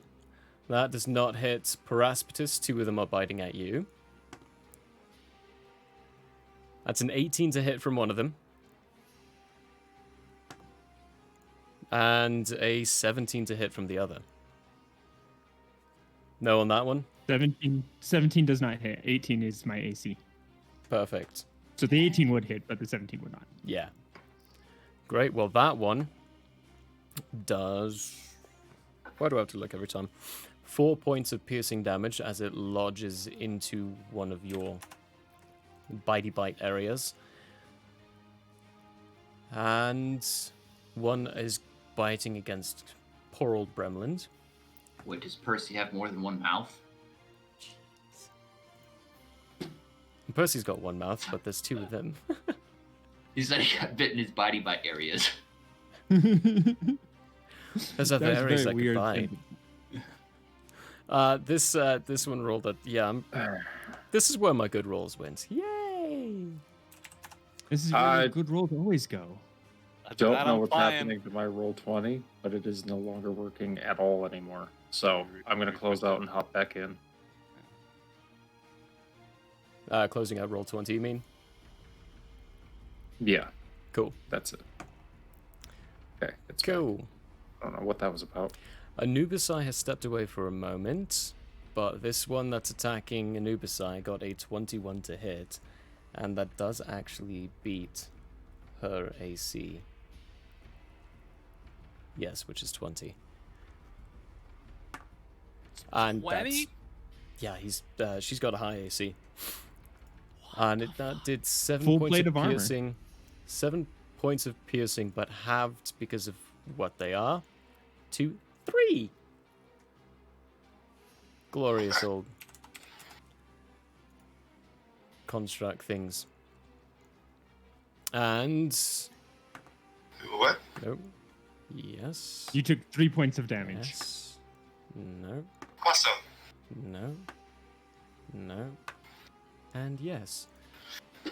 After that, these guys, these ones, pop out. They run up, bite, and then just disappear, vanish out of existence. And Bremlin, when they do that, he yells out, "Blink dogs, careful!" Did the one that attacked him hit him, by the way? It did. It did. It hit him. It How bit badly did into it one hit of his him? arms. It looks like there's a good bite mark into it. A bit more rough than what you received yourself. After the good old doggy dogs is Eulandriel, actually. You are up with Brolog on deck. Okay.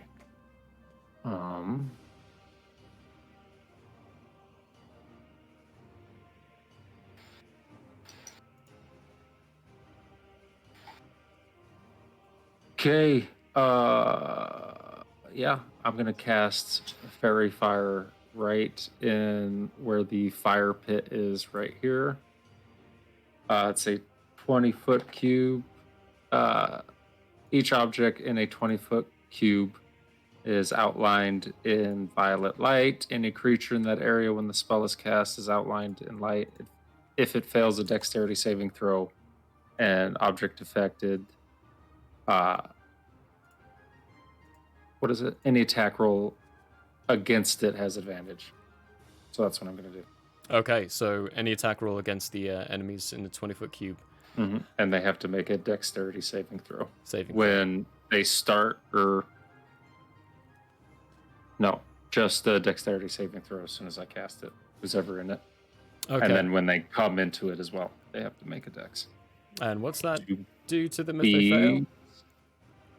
fail? We get advantage on it if we attack it, right? Yeah. Let me reread. Any creature in an area when the spell is cast is also outlined in a light if it fails the dexterity saving throw.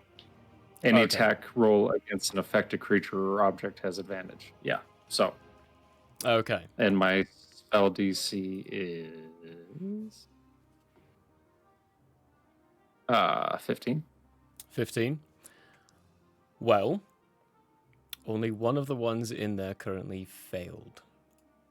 This guy is outlined in that light, and you have advantage against him. The other 3 passed. They got 16, 16, and 17. This other one only got 10. That is a first level spell, so I need to mark that off real quick. 1 second. I'm also going to do something else. Where is it?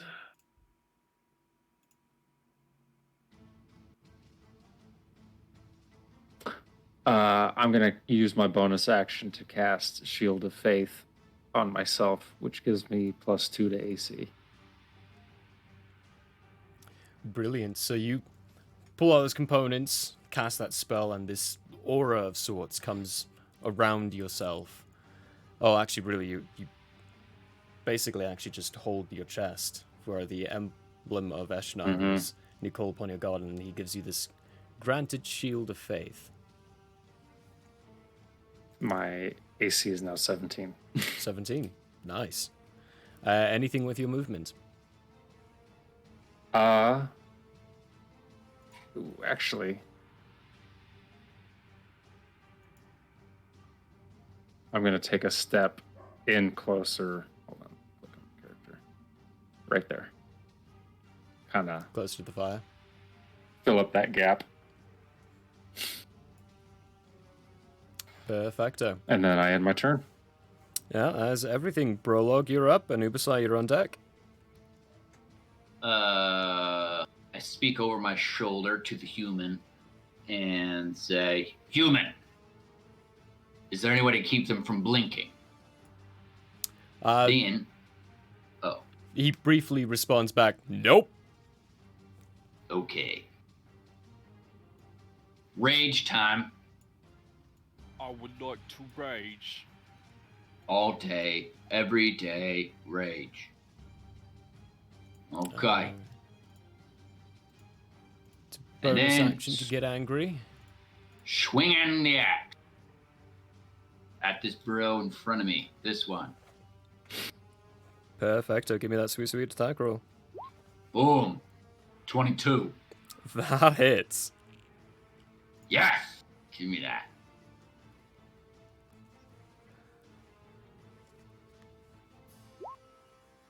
Uh, 13. 13 points. That including your strength and rage bonus damage. Oh, no. 15. 15. Perfect. When you bring your axe down on this thing, it cleaves very cleanly into its flesh, and it lets out a yelp as it gets hurt. It's limping a little, but still looking up at you and snarling. It looks fairly hurt, and it's bleeding, but still alive. Get him, Prologue! Anything with your movement? You've used your bonus and action. No, this seems like a good spot for Brolog. Brillianto. Then Anubisai, you are up with Zarai on deck. Attacking the one in front of me. Okay, and this is with advantage, because this one failed. It's save.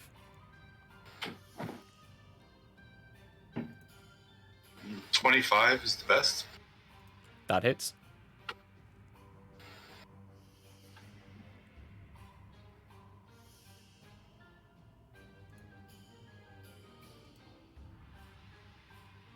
$14.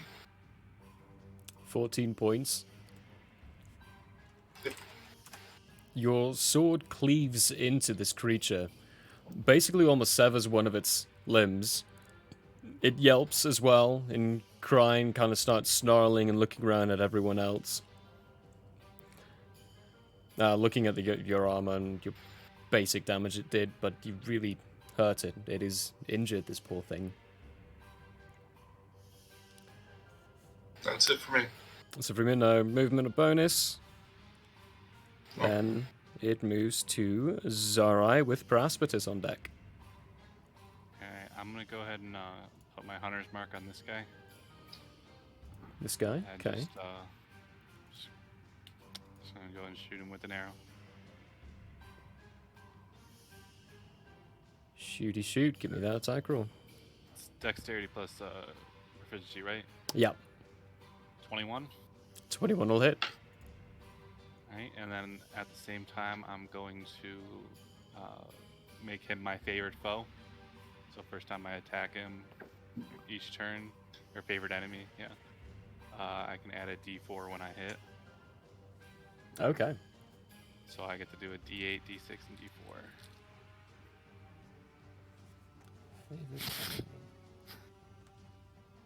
Seven. With Oh, plus my dexterity, right? Yeah, so 10.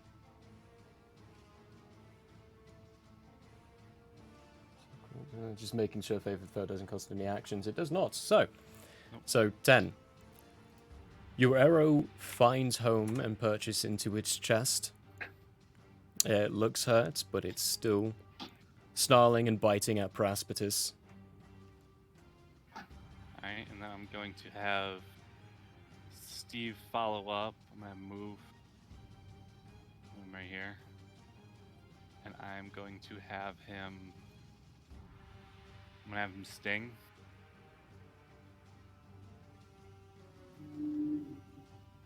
It's going to be 20. That hits. Alright, and that's 1d4 plus 2. So 5.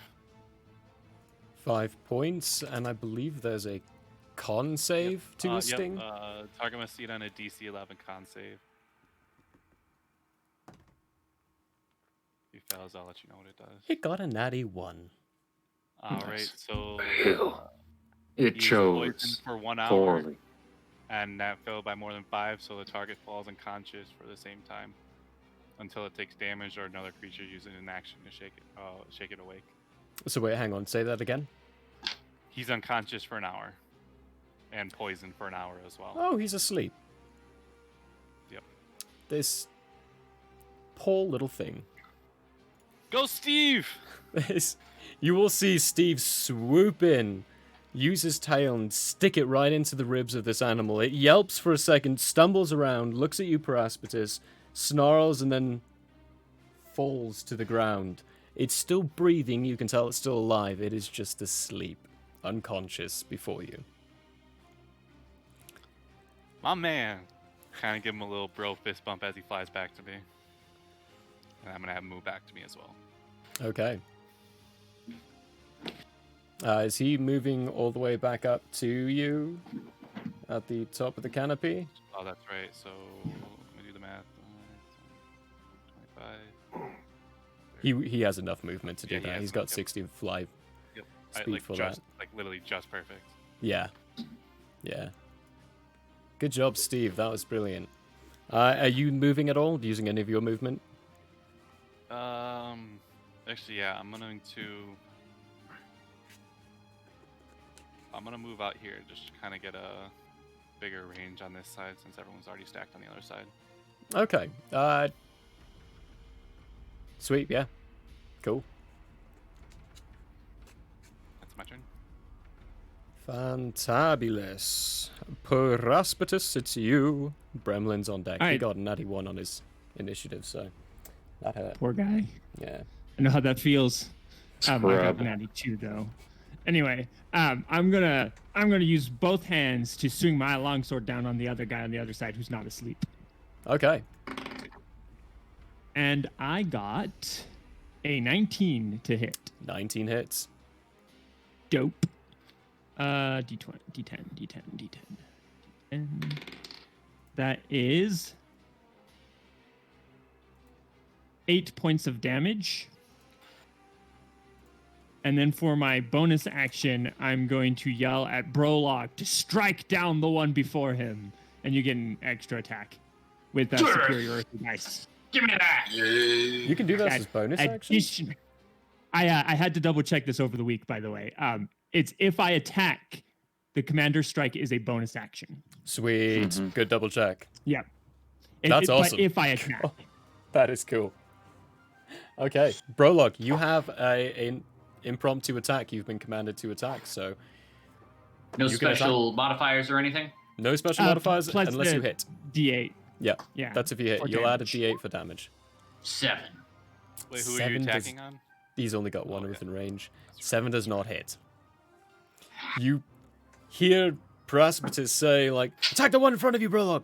And he swing your axe out, and the one in front of you dashes back just in time to avoid that axe being swung into its neck. Doing that's my anything with turn. your movements? Nope. Okay. No, because I want to stay where I'm at. Bremlin is going to take a he sees that one sleeping, so he is actually going to kind of squeeze between you two and go for the same one that you were just attacking, Paraspatus. And miss miserably. So he swings out and does not succeed at meeting home or meeting his purchase at all. It runs back around to their turn. Yolandriel, do they have to remake that save if they start their turn in the realm of the zone? Let me double check, but I don't think so. I think it's a one and done thing. But let me look. Where's it at? Where is it at? Each object in a 20-foot cube within range is outlined in light. Blah blah blah. If they fail the deck saving throw for the duration, objects and affected creatures shed dim light. It doesn't say. I think it's just when they first enter it. It doesn't say every turn that they're in, at least in the description that I pulled from my doc. So that could be Okay. wrong. But either way you want to play it, I don't think it's going to really help us out as much as I thought it was going to anyway. So Well, I mean, if the one that Brolog attacked had failed to save, it would have probably helped quite a bit. Yeah, he would have been attacking advantage on that. High ceiling, really low floor. On their turn, the ones that skipped out pop back into existence, or back to where you are at, in their individual areas. Zorai, you feel safe not being on the ground until this dog appears right in front of you in the air and tries to bite down onto your shoulder. It is going to try to grapple you What? while you are flying in the air. Yo, guys, these dogs got legs, bro. I don't think They got the right. hops. It didn't have to jump. They got the They hops. just It just teleport. blinked in front of you. Oh, just The bleep Yo, these dogs. guys are creepy, man.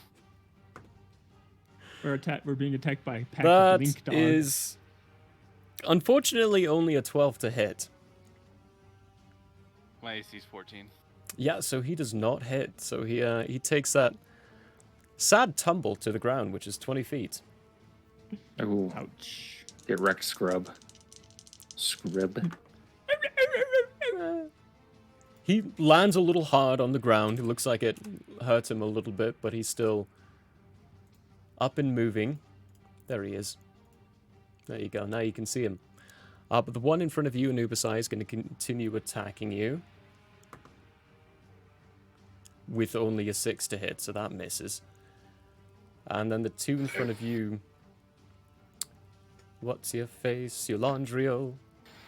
Bring it. Come on. Popping at you. Might be two more times. I don't give a shit. It's a 9 to hit, so that one I don't think hits. That does not hit. My AC's 17 right now. And a 7 to hit. My rolls have flopped. You used your juju. I used my juju on I'm, that I'm first about round. to just. Ah! Brolog, one of them's going for you. The other one is going to go for Bremlin, and one is going against you, Praspetus. The other one is asleep. So Brolog first. That's only a 6. Yep, I have seriously lost my juju. Bremlin's... That's a 12. That's an 18 for you, Praspetus. That one hits. That one hits. Just Look barely, at that. but it hits. The only roll I rolled over with double digits. All the other rolls were single digits. That's Painful. hilarious. You take 6 points of piercing damage as he bites into your flesh. And then, let's see what happens. Nope. Yep.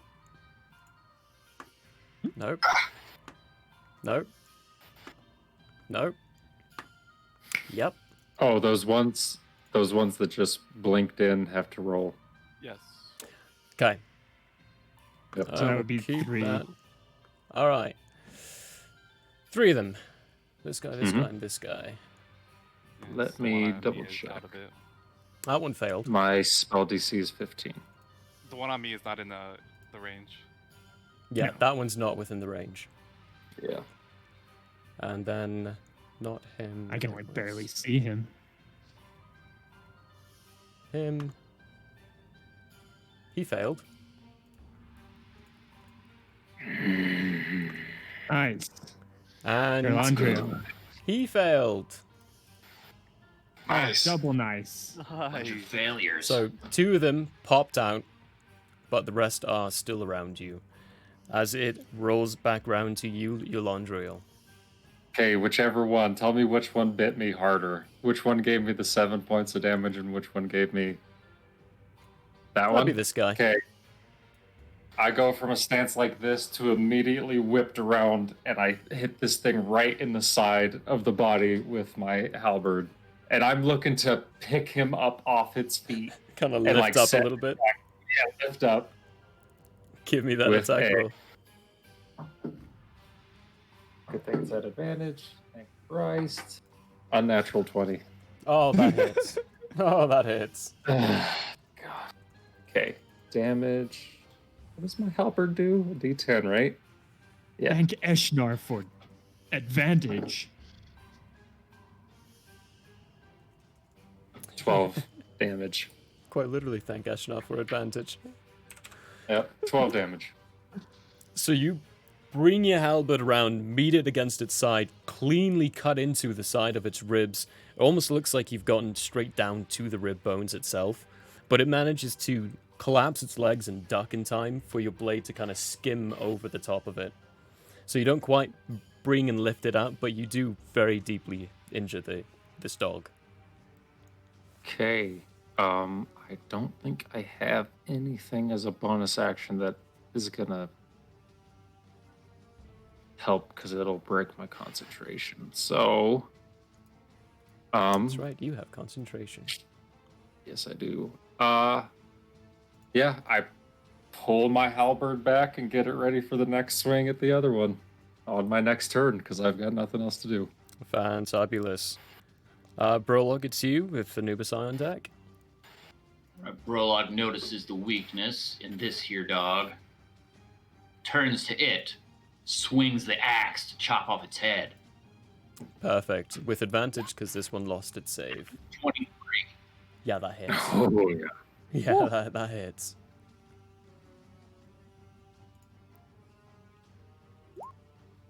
$16. 16 points. Hit the 12 out of the 12 on that one. Yeah, I did. Oh, glorious. Well, describe how are you attacking this thing with your axe? Oh, yeah, okay. We're coming in kind of like this here. Not really caring about the defense, really. Yeah.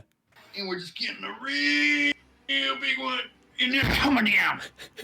And I coming down. You Right bring on the neck area. your axe up. It's just ducked out of the way. It's focused on Eulandrio, and when you bring it down, it is a clean shink as the head just gets lopped right off this dog. Yeah. It is dead. I smile Bro real starts big to laugh as I with see joy. I also start laughing, and as I'm getting ready for that other swing, like I said, I see that, and I'm like, Yeah. 21 Jump Street style. I'm looking over at him when I found out that Seth Rogen was sleeping, or whatever, Jonah Hill was sleeping with his daughter. I'm chanting Tatuming. Oh! Oh! Shit! Oh! Shit! Oh! That's man. brilliant. Okay, No you do movement. no movement. Okay, Anubis side, then it's down. Over to you with Zorai on deck. Attacking the one in front of me. Alrighty, go for it. Give me that attack roll. Thank God it's advantage. 19. That was a natty 1 as well. So 19, Yeah. that hits.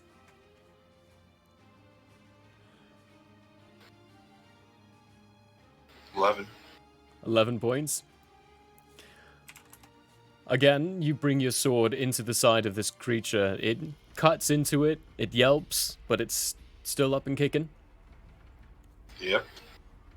Not for long. Anything with your movement? Nope. Alright. And it's Zarai with Precipitus on deck. Alright, I'm just gonna kind of more or less ignore this guy. I'm just gonna attack. Yeah, one he's that on the Anubis ground just below did. you now. Yeah, screw you. I'm gonna go ahead and just roll to attack this one. Try and finish him off, maybe. And he's with advantage, thank goodness. It's not much better. 11. 11 does not hit. I didn't think so. Anubis, Alright, while I'm gonna you're take- striking at this guy, you see this arrow whiz by and slam into the ground from Zarai missing. Yay. I'm gonna go ahead and bring Steve over, and gonna have him attack as well.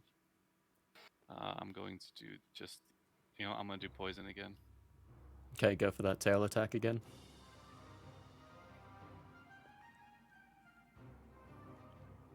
We're about to change dice, boys. 13. 13 just barely hits. Oh, thank goodness. Just, also, if you want to make the DC's throw or save. Yeah, that con save. Yep. He takes 4 points of damage. He takes 4 points of damage as he stumbles and slinks to the ground, falling asleep. Steve! Steve, for the win! Again. Fall him back a little bit. And, yeah, that's my turn. Okay. I'm gonna, actually, I'm gonna move in just a little bit. I just had to remind myself that Steve has flyby attack, so he does not provoke attack of opportunities when he moves away from enemies of a creature when he does those flyby attacks. That's why I'm doing it. Yeah. Okay, so Alright. you've used movement, and Steve's gone. Anything with your bonus? I think I only have the one bonus. Yeah, that's it. I can't recast Hunter's Mark until the creature's dead.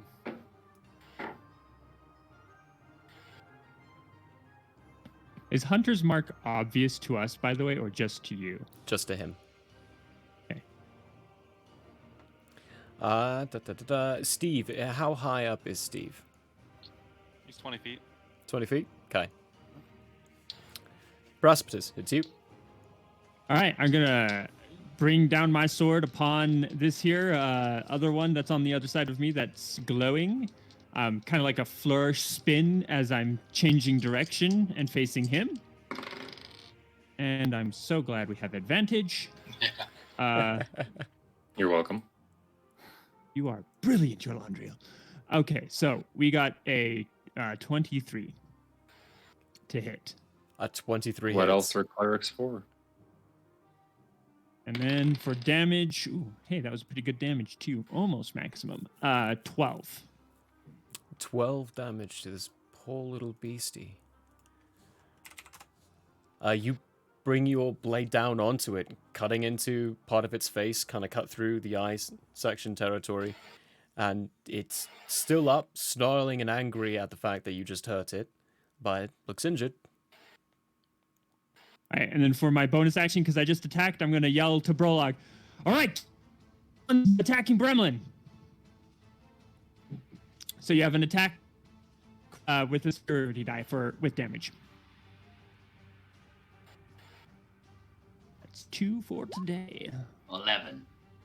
11 does not hit. Are you adding your attack? That's with, Yeah. you should have your Modifiers? proficiency Keep on and this one. strength. Yeah, I rolled Yeah. a 7. Yeah. Yeah. Damn. That's rough. that misses. It's always the rolls. Always the rolls. Like you have a Every bardic time you do inspiration, another you roll a natty one, you're like, well, that doesn't help me either. So like, Well, great. That's just helpful now, isn't it? Okay. That's so And, sad. and You're then- trying. And then since this guy's still up, I'm not going to move. So Okay, that's my turn. brilliant. At least it's not the Bremlin. Will Wheaton curse. Oh, ho, ho, ho, ho, ho. Oh, I knocked on wood. Pray you As never soon get as the Wheaton words left curse. my mouth. The Oh my Wheaton God, curse, you will that- be rolling nat that's 20s. That is actually ridiculous. It's crazy. Every group he joins, one of them gets the Wheaton curse, and they roll nat 20s or nat 1s constantly. Yeah. After that point, depending it is on bad. Wait, depending on 20s what or how the 81s? game. It depends on what the game is, because he's been in D&D. He just rolls ones, right? They played Mhm. this other game where high rolls are bad. He rolled 19 and 20s the whole game. It's just It bad was luck. it's like the most ridiculous. Like when you watch it, because you see the title of the video and you're like, nah, and then you watch the videos and you're like, What the hell? What? this dude shouldn't be rolling dice ever because he's the How does worst that luck. happen? So, So- Bremlin, on his turn, he takes a strike at the one in front of him and actually cleanly cleaves through part of the front of it. This creature is bleeding profusely. It's whimpering, limping. Looks very, very injured. As if he's on his bit of a last breath, so to speak. After that, it rolls back around to these lovely, lovely dogs. As this one pops back. And this one pops back. He's got to fucking roll. Yes, he does. And whoever else pops back, 15. They gotta beat it. Meet or beat. Do they only glow when they're in your when they're within the radius? So if they leave, do they Yes, stop? with the yes, Seems right. I believe so, because it Okay. works like it's fairy fire, so it's like Okay, a yeah.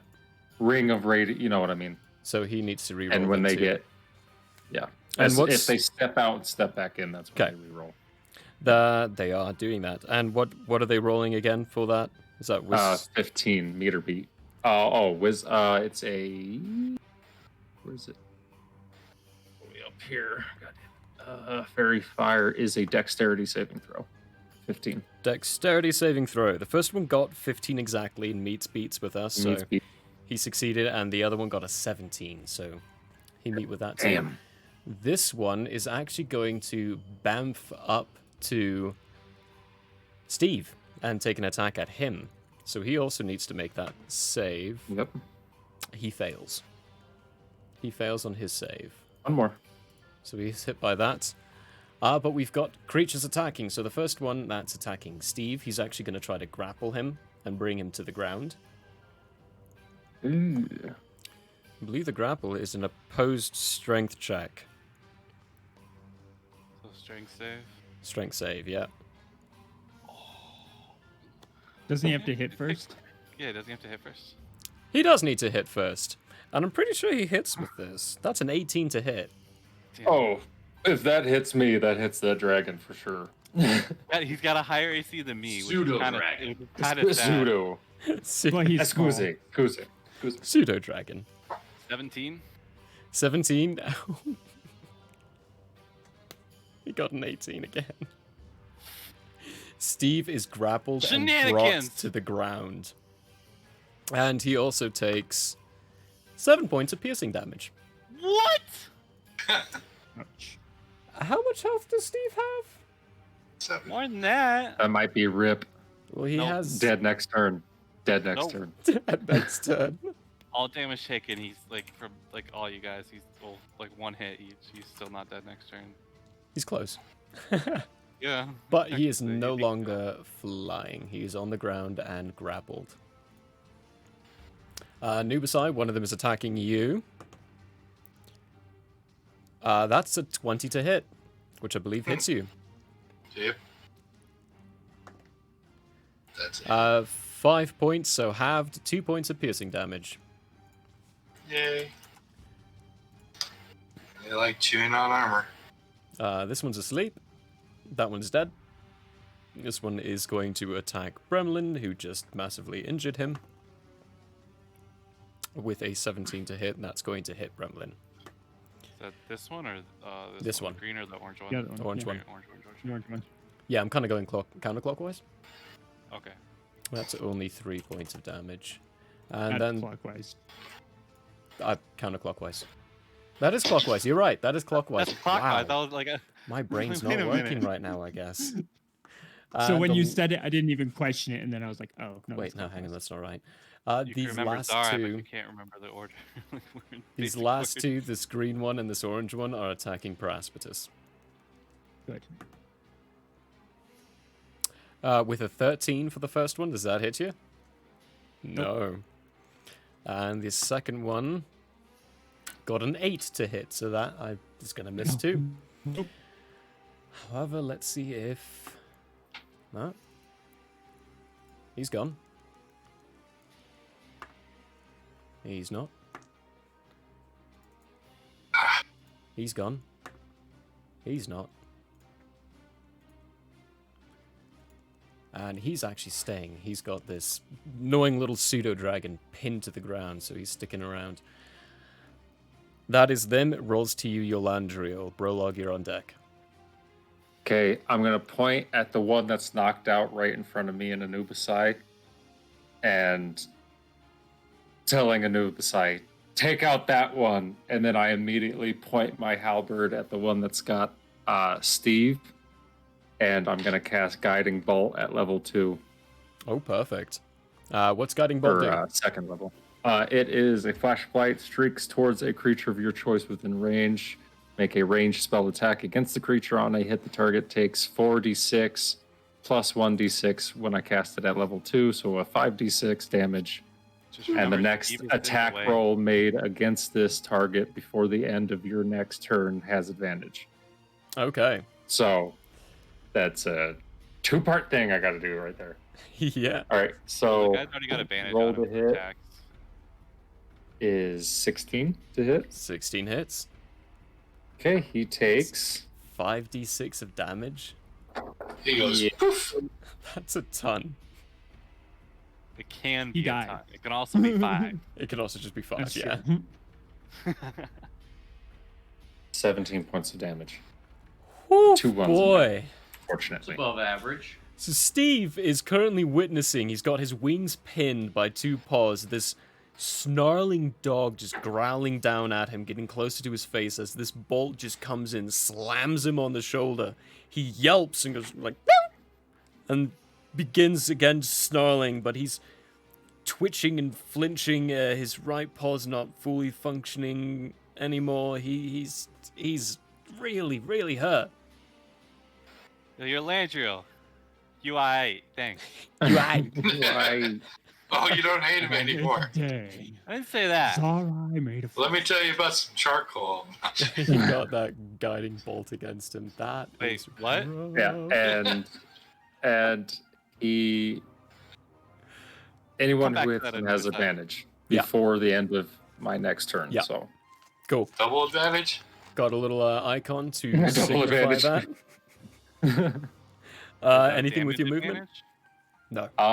anything with my actually I am gonna hop over this bad boy and bum rush this guy. So what is that? That's 5, 10, 15, 20, 20. Oh, hold on. You go here. 1. 2, 3. I'm You gonna go can actually 25. get there for 15 feet. You can. That's 20 feet. Yeah. I was gonna get here. You know what I'm saying? That's 1, 2. Because then maybe Zorai can flank this guy if Yeah, that's cool. need be. So I'm bum rushing, Uh, and then I end my turn because that is everything I can do without breaking my Nice. concentration. So Nicely done. Nicely done. Prologue, it's you. Anubis, Okay. you're on deck. Burlug sees that this dog seems to be in hand, sees the weakness in this other dog, takes a step away. Okay, that will provoke an attack of opportunity, which he will take. It's like, come on, give it to me, stinking barbarians. I hate barbarians. That's only 5 to hit, so he about to misses. take that on the chin. The misses. Oh no. Bark at my behind. I text out brings the axe overhand on this dog here. All right, roll with advantage.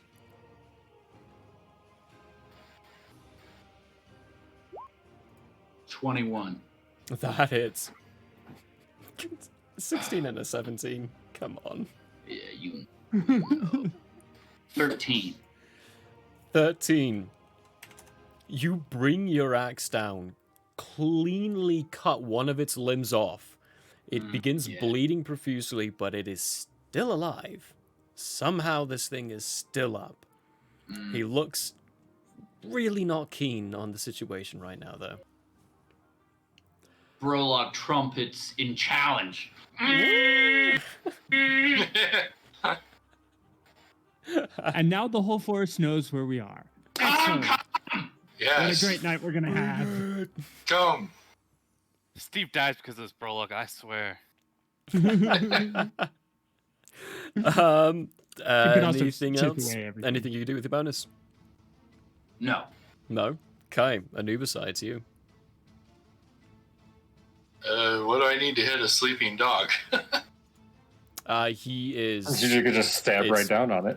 It's with advantage. Yeah. I think it's actually an double automatic advantage? hit. It's an automatic Yes. hit because I he's think prone and helpless. Yeah. When they're unconscious and prone, it's an automatic hit. This So I guess I get basically just roll damage. Yeah. Just start rolling damage on him. 13. This heavily breathing creature in front of you. You just take your sword, face it down, and sink the blade straight into its chest, ceasing its breathing. It did. It died. It died. We died. Is it bonus worthy or No. ability worthy? It is not. Ah, These creatures are not ability. There is Definitely no not. This soul, is, or this is cannon fodder. No. not not quite sentient the way you need it to be. yep. Then moving up, perfect. That'll be that. And okay, then anything else with your turn? Nope. Zara, it's to you. Alright, real quick, I'm gonna have Steve do a. You know, we're just gonna. It's treating us well. We're gonna do a. Can I do a sting attack from where I'm at? You can, Pull the tail seeing up as under and kinda hit you are grappled, you'd be making that disadvantage, but you have advantage on the attack roll, so it would be just a straight roll. straight roll.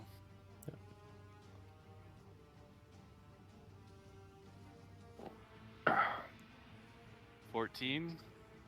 14 hits. Alright, make that con save. Takes 4 points of damage. 4 points of damage. Okay. Wait, 6. Sorry. 6 points of damage. So Steve is currently being pinned by this injured dog. It's growling down onto it. Deftly just brings its poker up, stabs it into the gut. The dog flinches for a moment, growls, and then falls onto Steve. Not asleep, dead. Steve! Let's go! Oh buddy! yeah, Steve got a kill. Good job, Steve. Steve. Steve's done the best. Legend. Alright, so I'm gonna, real quick. Guys, don't attack this guy. Let him sleep. I'm gonna try to speak with animals, because last time I did that, It's I'm table just talk. gonna try and... Yeah, Mhm. Talk. If That you're is gonna, why I if you didn't want to kill that communicate, originally. if you want to communicate that, you have to do it as Zorai communicating it. Hey Yeah. guys, don't attack this guy. I wanna speak with animals with him. So like we can go for this guy and this guy, but leave this guy alone. And then I'm going to attack this guy. All right, give me that attack roll with advantage. Don't forget.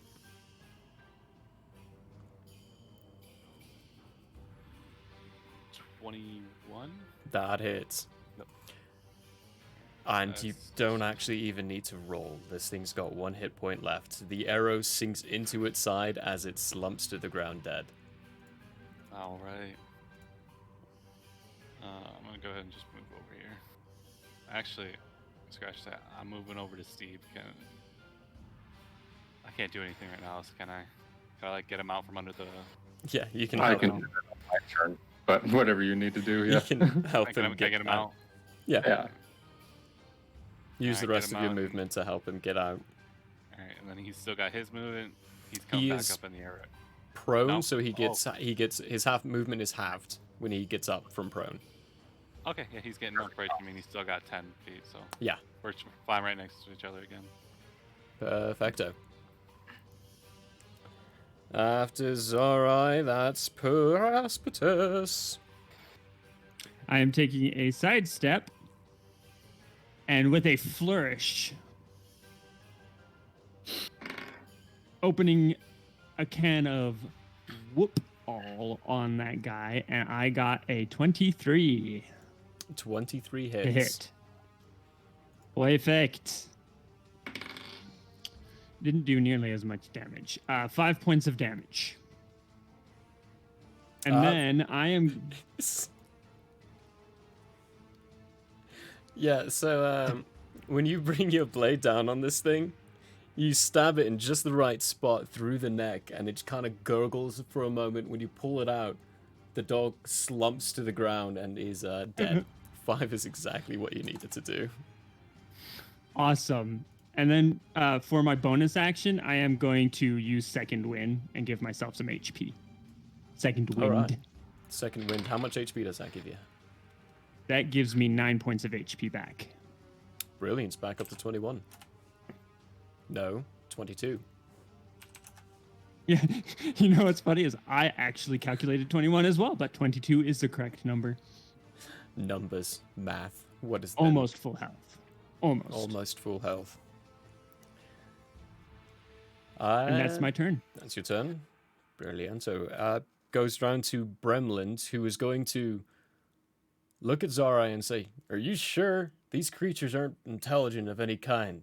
They're not gonna listen to you. It will still try to kill you." I mean, he's sleeping and I'm not attacking him, so he'll stay asleep one way or another. Or unconscious. Oh, wait, that's right. Yeah. Go for it. I just realized I misread that. It's like, all right, walks up to it and sticks his blade into the creature, who wakes up with a yelp and looks at him very angrily. That would be his turn. It rolls around to them.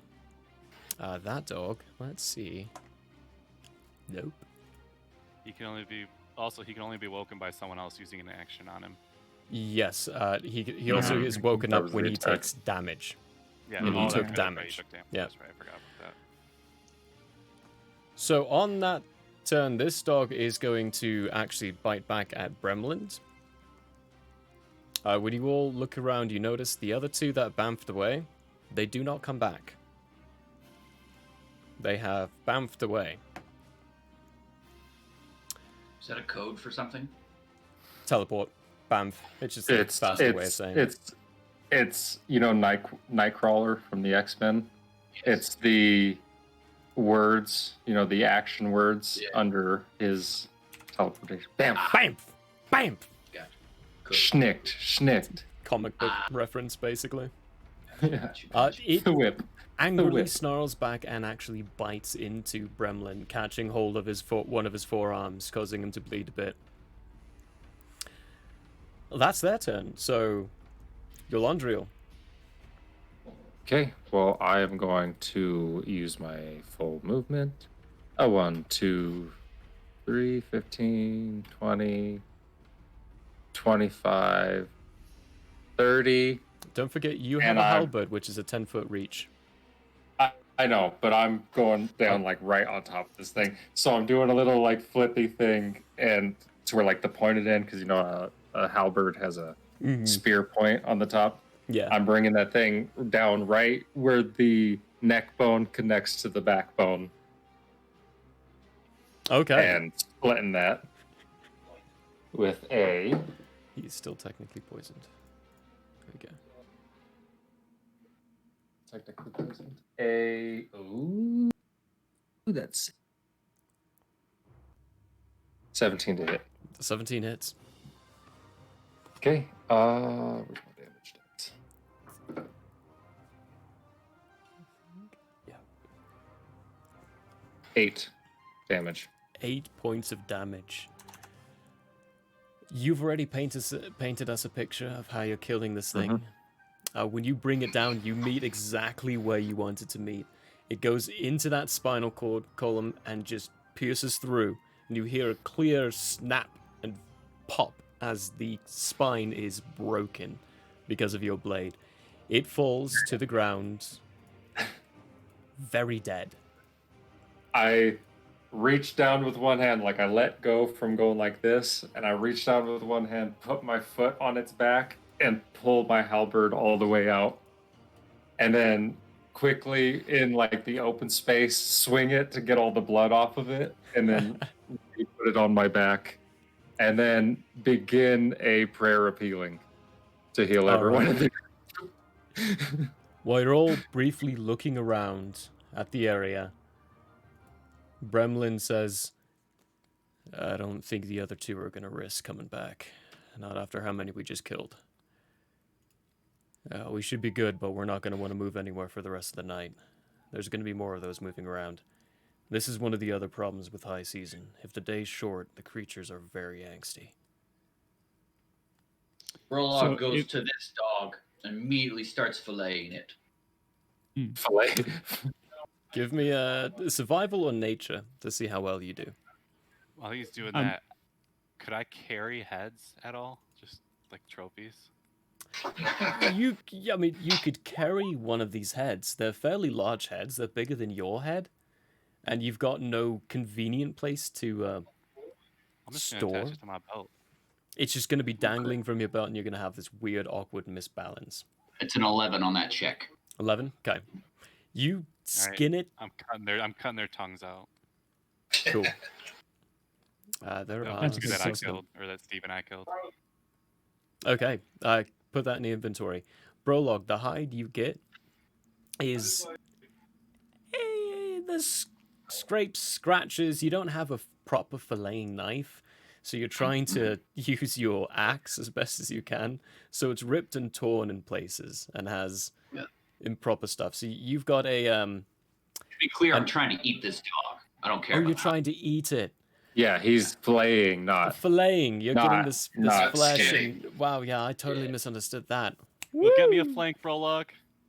There's a lot of pieces of meat mixed with fats. You do damage some of the meat with the intestines as you open up the internal side of it. So you quickly Yeah. discard that area and discard that meat as it's not useful anymore. But you do get enough meats back on the menu, boys. Thank you, Skepti. Meat's back on the menu, boys. I cook it over the fire every couple of minutes, blasting a trumpet of challenge to the whole world. Bremlin's just there. Then eat it. Oh, this is gonna be fun. Can I also try and get some teeth? Wolf's teeth. Yeah. Give me actually for those ones. Give me either nature or survival. See if you break any of the teeth. is going to start trenching in and assisting 15 Bremlin in any survival. of his needs. Bremlin looks Okay. fairly hurt. And what was that roll? 15. 15. Survival. I am You- doing prayer of healing. Sorry, guys. Prayer of healing. Yeah, so that takes 10 minutes. I've got that in mind. Mhm. Not Yolandriel, Zarai, you actually managed to get some fangs, at least one fang from each of the dogs that you killed. Safely. And Bremlin is actually sitting there. He's looking at his wounds, and he produces a small, it's like a glass container, Vial. and not a vial. It's like a glass container. It's like a jar, if anything, a jar of some sort, and pops it open, and begins pulling out like that. Yes, actually, like that, and kind of dips his finger in the solution and starts rubbing it over his wounds in places, and then looks at you all and is like, "Do you guys need any of this?" I I'm, look at him. Give it to Steve. Steve's I hurt. look at him Take that one. before I start my prayer of healing, and I go, "You won't need that." And then I start praying. But all of you guys like realize as I pray that I'm literally just repeating words that I've heard before. Like there's not as much heart behind it as one might find in a priest. It's like reading a You know? monotone script. Exactly, and you guys are all healed for 10 hit points apiece. Nice. Everyone within 30 feet of me, including Steve. So Um, I'm back to full I'm health. also, I'll look at Bremlin and say, yeah, we bring magic with us where we go, as you obviously can tell, and some of that magic, actually much of that magic, is healing. So you won't have to worry about after a battle, and I will do my best to try and keep you safe during a battle. He looks at his salve and is like, "Oh, that's gonna be better than what this can do." And puts it back in his bag, and when the prayer goes off, it heals almost all of it. He's still got a few scrapes and bruises and such, but everything from that's deep inside the skin is healed up from those bites from your prayer. And he's kind of looking at his arm, and he's got this look of just confusion. He does not understand how that was possible. And it I looks- noticed this. Do I notice this? Do I have to roll to notice it? It's pretty obvious. It's really obvious he's confused. Okay, I'm going to sarcastically say something that I heard the priest say a lot. I'm just gonna look at him and be like, Eshnar provides. And then kind of like put my halberd back and like go sit down around the fire, just like Yeah, clearly he does. For that Yeah. matter, the prayer feeling that just went off, how does everyone else, including Bremen, look? Steve's full. I am Steve's mint condition. In condition, so we're all pretty good. The prologue looks Mint. so good. Just in the prime. I hate barbarians. I hate barbarians. I love them, but I hate them so much. Perfect. Hardest things to I'm do. gonna need to stick my hand in the fire for a minute. Of which also confuses the crap out of Bremland. When he sees you do that, he's like, "What? No, not. What the fuck?" And he just looks around and is like, all right, you guys clearly have some gifts here. Are you all born with the gift? in the worlds we come from, it's more of an ability you can acquire. Some people are more naturally gifted with it than others, but anyone can. How can I acquire this? Get good. I think Shut up, it's, Zara. it's going to be a little bit more complicated for you. You come from this land. Whatever's been broken, whatever connection has been severed, that has to be fixed first. I don't think there's been a severing, because we do have people who can do this. Okay, Well, I have a theory. what's your Those theory? people tend to disappear, don't they? In Yeah, Recorian, I have a theory. In the bond, they're fine. Oh, I have even more of a theory now. I have a theory that those that are gifted that are disappearing are being used for nefarious purposes related to that which high season is caused by.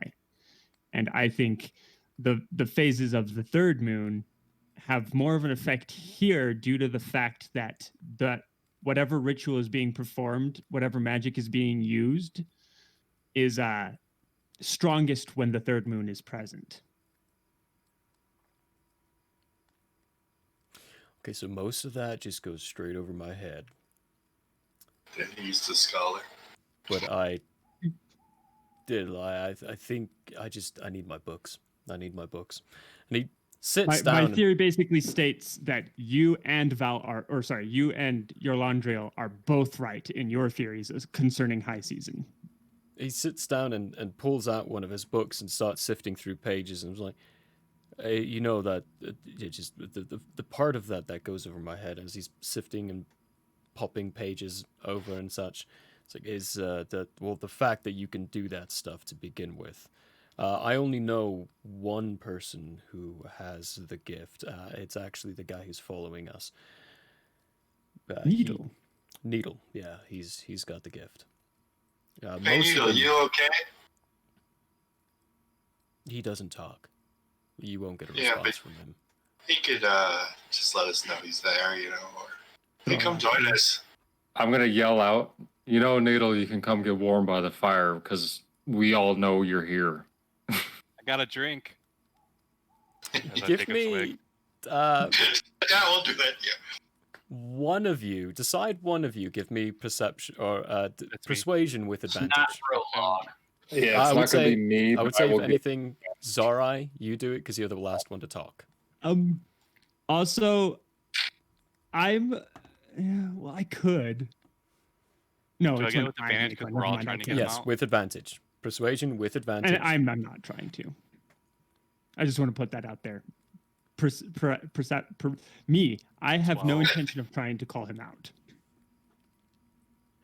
I'm going to look at Paraspatus and I'm going to say, whatever balance was here has been upset. Mhm. At least that's what I can reference from all of my teachings.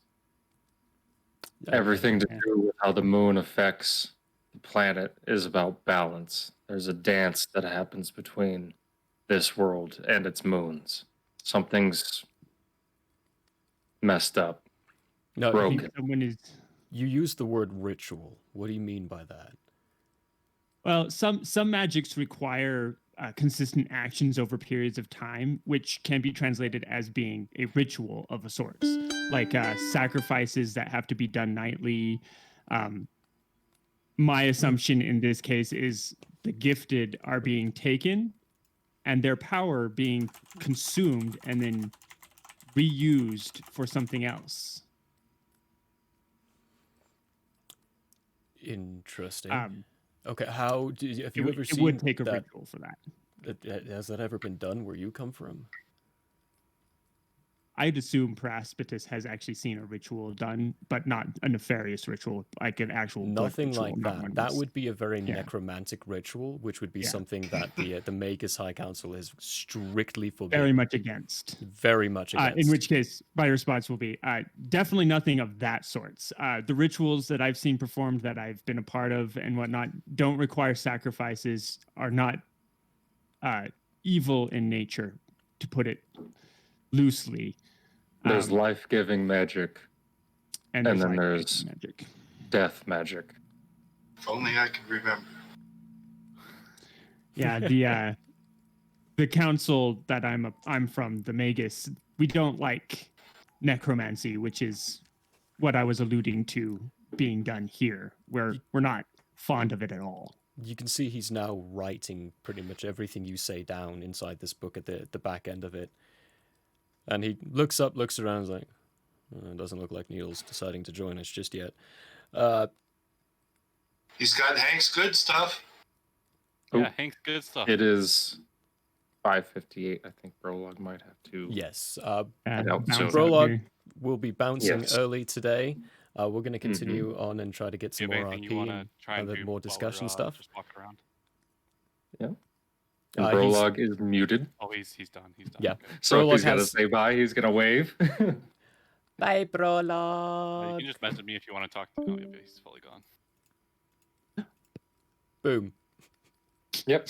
Boom. We'll miss There we He had go. to leave. Delayed, He had to leave like delayed. right away. Like his cutoff Gotcha. was right. His Yeah. cutoff is Hard gone. cutoff. There it is. Hard Yeah. cutoff. His cutoff was a hard cutoff. It was at It was that at time. 8, yeah. So Gotcha. he had to dash away at that time. But I know what he's going to be doing, and he's communicated what exactly Prologue will do at this time. Mhm. But Bremlin looks up at you all and is like, all right, so ritual, you think they're being taken for this ritual. We do have some that disappear and go away from... Oop, that's my bad. What happened there? But that do disappear from Laban, but is... I don't know, this is... I have a lot of studying to do. Yeah, the fact that you all can do this without requiring a gift of some kind is, it's changing a lot of stuff. It's kind of rewriting a lot of what we understood to be factual.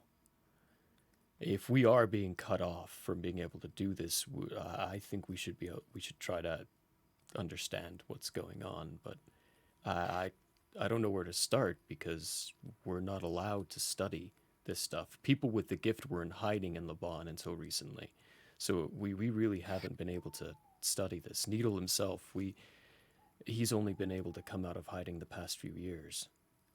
Then that's where we're gonna start. Why is it not allowed that anyone look into this? Why is it such a secret? I'm going to sleep. That is where we start. Right? Zari buggers I'm off to getting my sleep. rest, and I don't. This is magic stuff. I don't deal with. I don't. I got my couple druid stuff, but that's about it. Night, y'all. What I understand is, for Pete's sake, Needle, get your ass out here. There's a few moments of quiet before this dark cloaked figure walks out from the blackness in the forested area. Kind of acting a little sheepishly as it walks forward. I was like, calm down. Your commanding officer's my sister. I'll let her know I gave you the order to do this. He just walks up to Bremlin, sits down, still covering up his entire body area and just looks around at all of you. You can see he's completely covered. He's got this black cloak on that is dark as the night sky. This very dark face mask over his mouth. The only thing you can see is his forest green eyes and like brown flecked black eyebrows. If you would like to try to read into his facial features, give me a perception or investigation. As I'm setting Can I up, do I'm an here, insight? Actually, I hear him call him down, and I'm gonna do the same thing because I got some questions. Can I do an insight He went instead to of sleep. perception? You I can said I do was an golden. insight to try to see how he's feeling. You would not be able to do an 30 insight to seconds. see Fall asleep. to see more features. Okay, I'm looking to see how he feels with a I just come back 18. out because I heard, or I get up off my 18. mat that I just set down Okay, because I heard him call him over, and I got some questions. so I'm going to do an investigation, but I'm expending a superiority die to boost this with tactical assessment. sweet. Yeah, there's fun stuff fighter class can do when you get playing to Oh, that. and I rolled a natural 20, so I got 25 total. All right. These are what we classify as whispers. Oh boy. While you're doing that, I'm Yeah, gonna give ask us a Zach, shout out for sponsors. We don't have any. Never mind. This channel brought to you by Shadow Legends. Just kidding. We're not even that big yet. We're not even that big. Somehow, they haven't hit us up yet. Who would have thought? But no, I want to ask Nick a couple questions. Like Awesome. verbally through like yes or just like nods, yes or no. And first question. I know you were watching us last night. Who did this? Who drew on my face? It's not a yes or no nod. You can point to whoever did it. Oh, he's not going to point at anybody. He simply looks at you, blinks a few times, doesn't do anything. He's not pointing at anyone. Snitches get stitches. I pull out my flask. I offer it to him. I'm like, come on, man. I'm your friend. Doesn't even move still. Snitches get stitches. Bremlin, meantime, is sitting there pulling out his pipe, packing it a bit. Lights it up, giggles a little bit, and is like, why don't you show them what you can do? And he stands for a moment, well, sits there again, still, but brings one of his hands up. And these arcane-type symbols appear around his hand as he moves his fingers in certain ways. And this motion around him starts. It looks like a magical aura just kind of happens around him. And then in an instant, he goes from sitting to right in front of you, Zarai. And then kind of waves a little bit and then disappears and he's behind you. And then he moves around, goes next to Anubisai, kind of looks at you, runs around Anubisai a little bit and then runs back to his place. He does all this in a matter of just a couple of seconds. It's pretty cool. Got one more question. Where's my potion? If I don't get that potion back, there's gonna be some problems. He just blinks a few times and then goes over to Bremlin and sits down again. Y'all gonna make me act up. Y'all gonna make me lose my mind. Up in here, up in here. I walk over to Zarai. I Pull take out the my flask three out of his flames. hand, and I walk to his needles Oh, and it's give not it in to my him. hand. It's back in my pocket, bro. Oh, I pull out produce flame. I'm like, come on, man. I need that flask. Or that flask, that potion. Doesn't even flinch. Still looks, he blinks a few times. Rumlin, can you help me out with this, man? Nope. Praspidus is going to go ahead and stand up and look over at Zarai. What kind of a potion was it that you lost? What did you like to know? All I know is it I- cost me 100 gold. I would like to know. That's why I asked.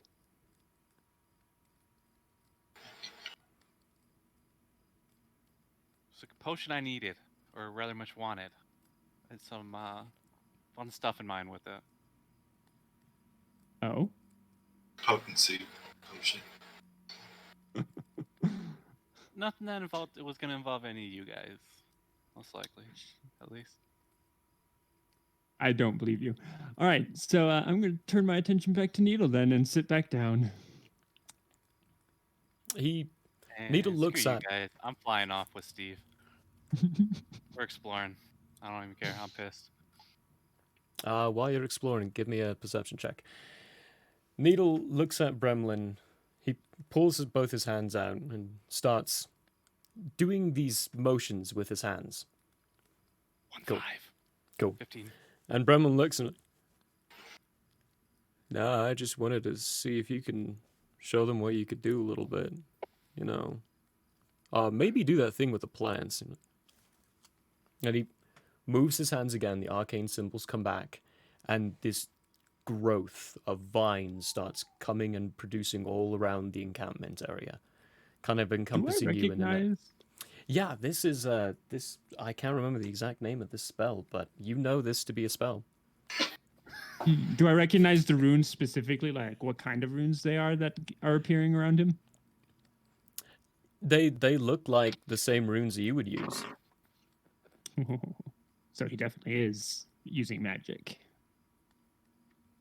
I've made an observation, and I would like to ask Needle a question Sure. that maybe Gremlin can answer. He doesn't talk, but he speaks with a certain language. I can With his translate it hands. for you. That's basically talking, just without vocalizing. Is it common for gifted people here in this land to be fully cloaked like you are? Again, he starts doing his hand motions, and Bremlin begins to translate as he does, and says, no, that's just my occupation. I have to blend in with the knights. I've had a few off nights. Your team are more preservant than expected, more capable.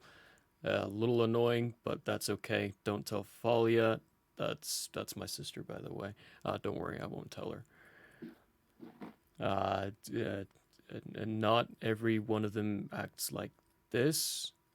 I cannot speak. That is why I have to use my hands to do this. Took many years of practice. Okay. Well, yeah, would you be... You sure? They're trustworthy. Alright. He's got an interesting history. Some people like to keep their ambiguity. Yeah, which is fair. On just side note, I'm heading off in the general direction we're heading before we stop for camp. You get about 50 feet out from the campfire area before you notice another pack of dogs. This one's larger.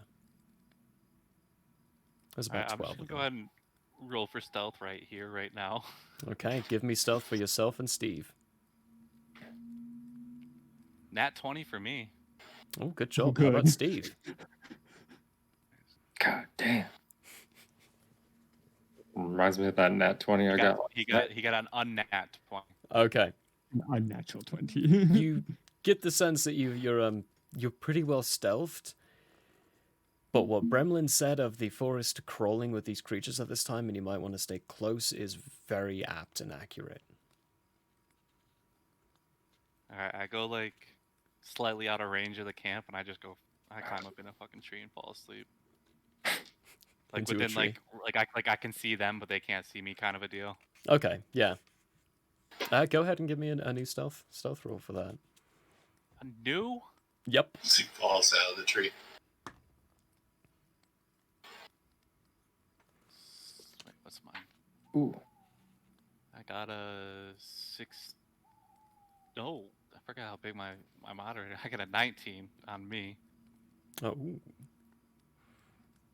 and a 15 on Steve. Okay. Cool. That is for future reference for me.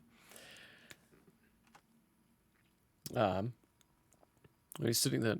Bremlin looks at him like, so, what's might be your kind of assessment here? You said this is definitely magic, which means he's definitely doing the same thing you guys are doing. Mm-hmm. And you say gifted are much more often in Liban because you're not as hunted by whatever's taking the gifted here. To a degree. I mean, they are still hunted. Yeah. Don't get me wrong. They are definitely still hunted, but they tend to live longer. Here in Recloria, by all reports, they disappear quickly when they're young still, at a very young age. In Liban, it takes a while. They get closer to maturity before they disappear. The oldest one so far has been 6 years old. So not much longer. Needle's a rare case. Very rare case. Okay. Out of curiosity, is your sister gifted? Yeah, no.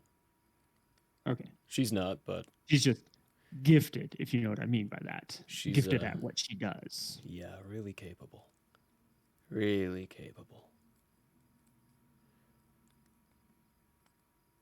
All right. I think that answers most of my questions on that, but my general assessment here is there's something going on where someone is hunting down and taking your gifted and using them for a ritual related magic that is causing what goes on during high season.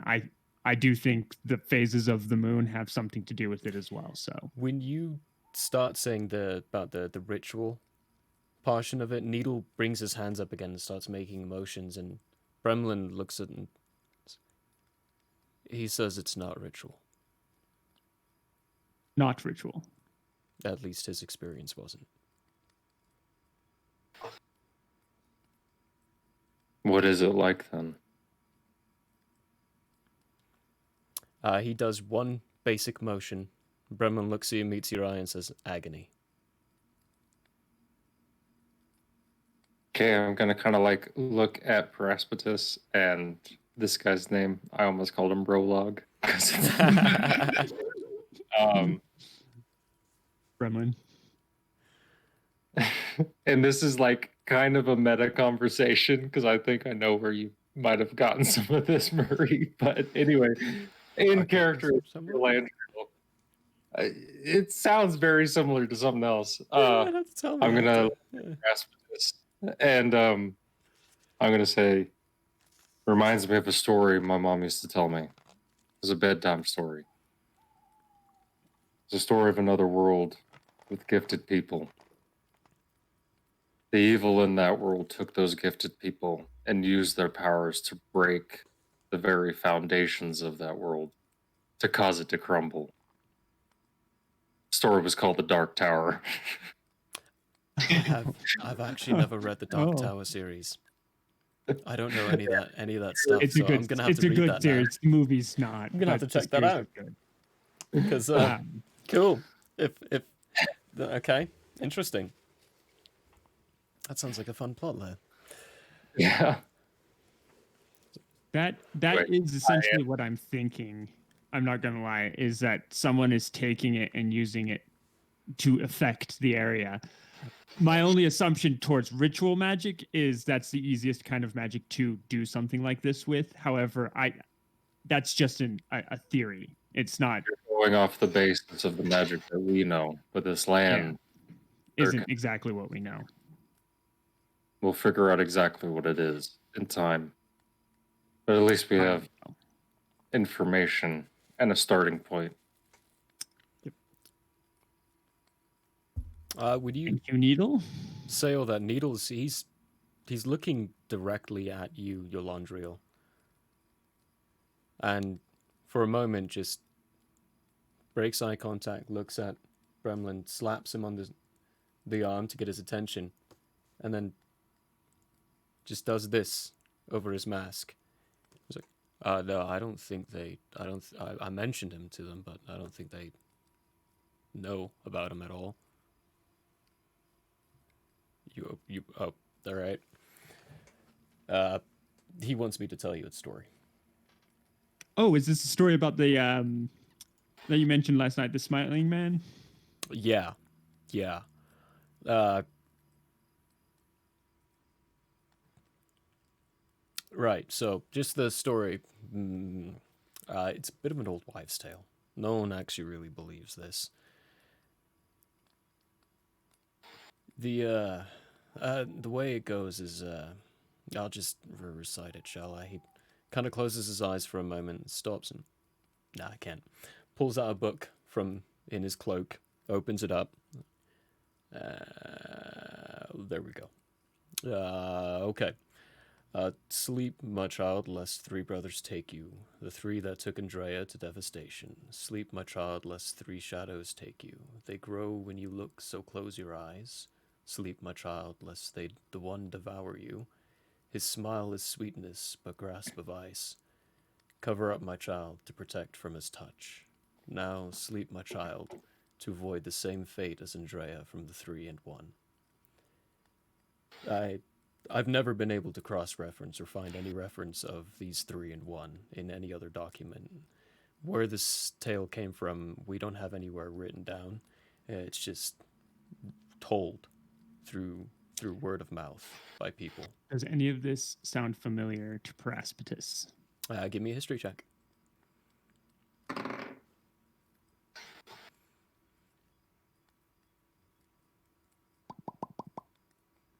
We have a solid 16. Solid 16. None of it sounds familiar. Okay. This is not a tale you would have heard before. The smiling man. How long has he been around? How long have these stories been told? It gets a little difficult through word of mouth. It's something our parents would tell us and read to us to get us to go to bed. I've never took any credence to it, but my mother was told it when she was a kid, and her mother, and then her mother, and her father, and her father, and it's been a tale passed down through time. Okay. I'm going to look at Paraspatus. In the story my mother told me, there was a character, the man in black, who was the thread through the entire story. I think we need to keep our eyes out for the smiling man. There are reports that say he's real, but I've never seen him. With that, Needle does give him a good smack on the arm. He's like, but there are some of us who insist that he's real and he exists, and claim that they have seen him. Would Where? you be one Needle? When you ask that, Needle looks at you and nods.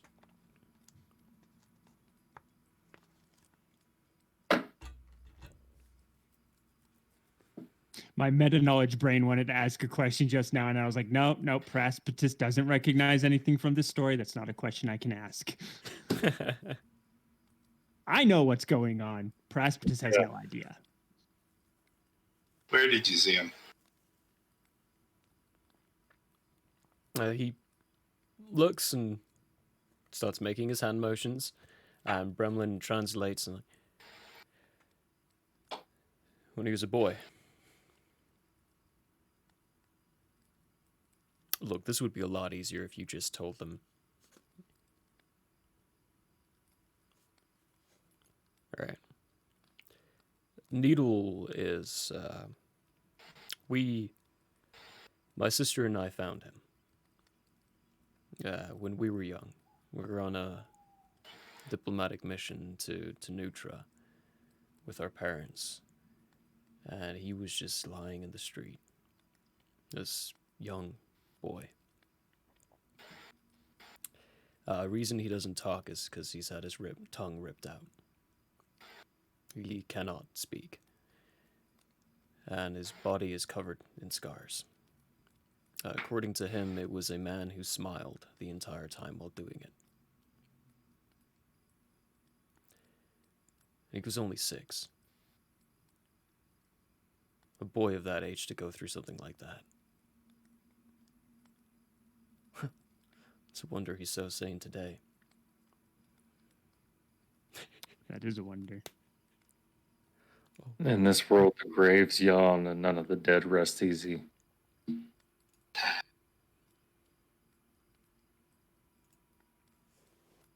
we have any holy water? It's like there was a lot that was done to Needle. There's one more thing that he is gonna show you. Don't get nervous. Don't cry out. It's fine. He's in complete control. With that, Needle stands up. He removes his cloak, revealing the same type of armor you saw from the group that assaulted you, and these thicker devices around his wrists. Hands his cloak to Bremlin, and in almost an instant, he grows taller, he shifts, grows fur, his teeth get pointed, and a snout comes out as he changes into a wolf. A standing humanoid wolf. In my tree, I have to cover my A mouth. werewolf, Oh if you will. shit! Werewolf? Werewolf. Their castle. He stands Where there, castle? snarling for a moment, looking around with these yellowed, feverish eyes at all of you, and stops, shrinks back a bit, changes form, quickly lifts his mask up, takes his cloak, returns it, and then sits down again. So this is one of the gifts, I guess you might say, that whoever took him gave him. As far as we know, Needle is the only survivor who got kidnapped from McClory at a young age to escape. I'm just glaring darts, like just blades into your Landrill after that joke that I barely heard, hoping he can feel it. Out of curiosity, does Quayla have werewolves? No. Or is this okay? So this would not be Lycanthropy something is I've not heard something of. you've ever seen before. Lycanthropy is nothing I've ever What seen. about me? Okay. I'm from Daggerfim. No. Have I heard tale? You may have heard tale, but you've never seen one. Okay. Then I have heard tale. I'm a little bit shook still, but I'm like, okay, well, that's a werewolf. That would be my assumption So yeah, from everything I've heard. I would say, if anything, actually give me a history check to see if you can piece these pieces together. Yeah. Would I have heard? Nah, I'm not even down there. Whatever. Have I ever bought one? Just as a mercenary, I might have. Nubasai, yeah, you give me a history check as well, because there's a chance in 18. your long lifespan you've probably fought or seen one of these things before. 18, yeah, your Landrill, you piece this together and you realize, you remember the stories you've heard. Okay, I am going to stand up and approach this werewolf calmly, without my weapon, of course. And I'm going to examine him. And then I'm going to look over at the one guy that we're with. And I'm going to say, I call them werewolves where I'm from, in the other realm. One of the others. We call them shifters. There used to be a colony of other shifters. Not like him. They're much more in control of they were much more in control, I should say. Different name, same concept, but I doubt he was turned in the same way. Needle shakes his head and starts making some signs and says, he says it's one of the last things that was done to him before he escaped. Did he have someone else bite you, infect you with the curse? Still translating what Needle is signing. He's like, no, this was given to me through a knife to the gut. It's something else. Seems ritualistic, but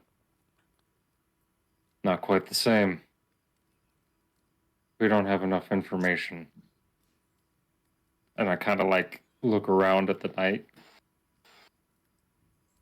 I don't think we're going to get any more tonight, so let's rest. I'll take first watch this time. Wake up in the morning, start the journey again. If you guys trust Needle enough, he can actually watch us through the night. I'm going to look That would Nate mean directly in the eyes.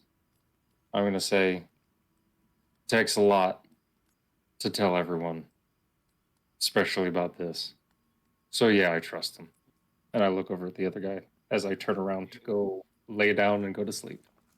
They hear a faint "hell no" in the background.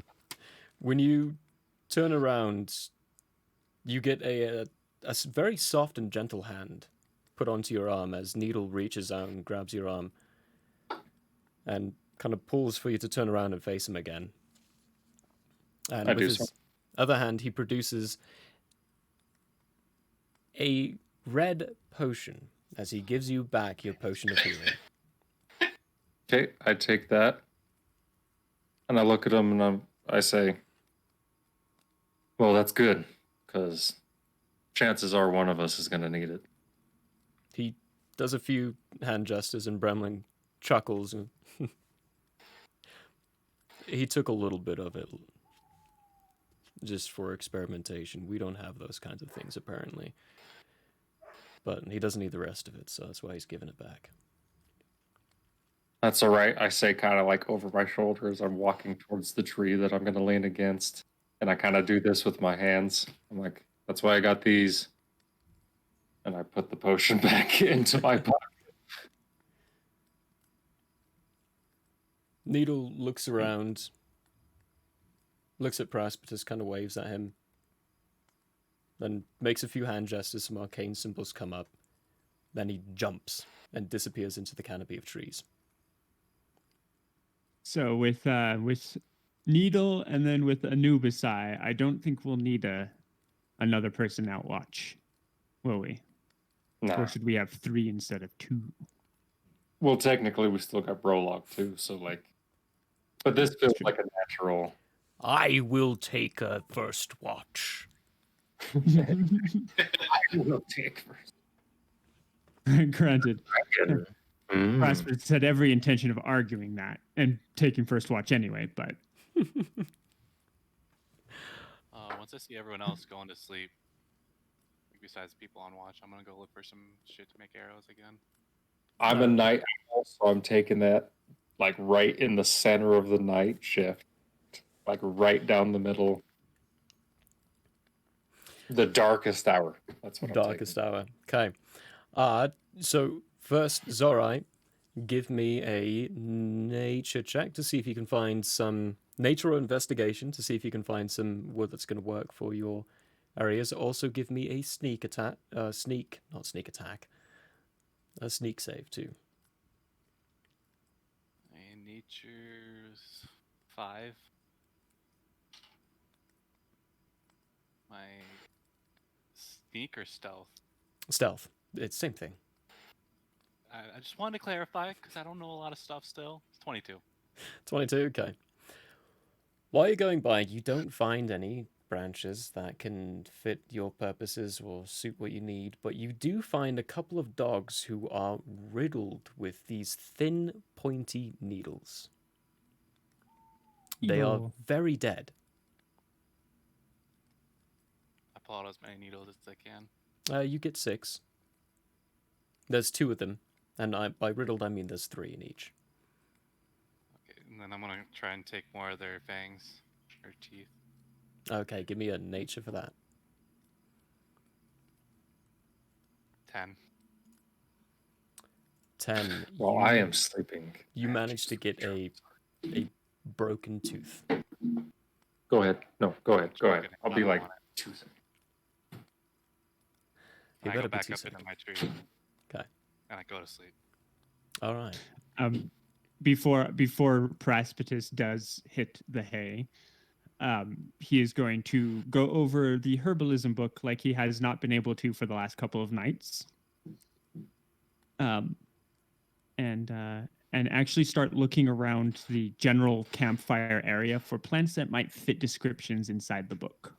Okay, give me an investigation for the book and then a nature for the plant life around you.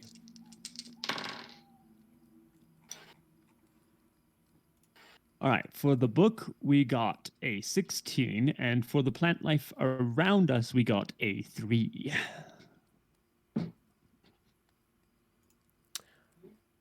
So inside your book, as you're going through it, you get to the end of it and you notice that there are a few new additions. It written in a language you cannot read and you do not understand, but a loose drawing as well. And there's also on one page a drawing of your group from what they look like from behind as you were walking along inside the forest. Looks like Needle had a little fun adding a few things. But there's also a couple of small drawings of other plants inside it, but you don't see any of the other plants present. Awesome. I'm going to write a brief note underneath the picture of all of us from behind. What's the language that Chieftain Evan Brightwood speak most commonly? Well, your common would be a good language. You can see that when he's writing, he does half in common, half in Elvish. Half in common, half in Elvish. Well, I don't know Elvish, so I'm going to go ahead and do it all in common. And it's just a note about us and who drew the picture. Okay. You just make note of that.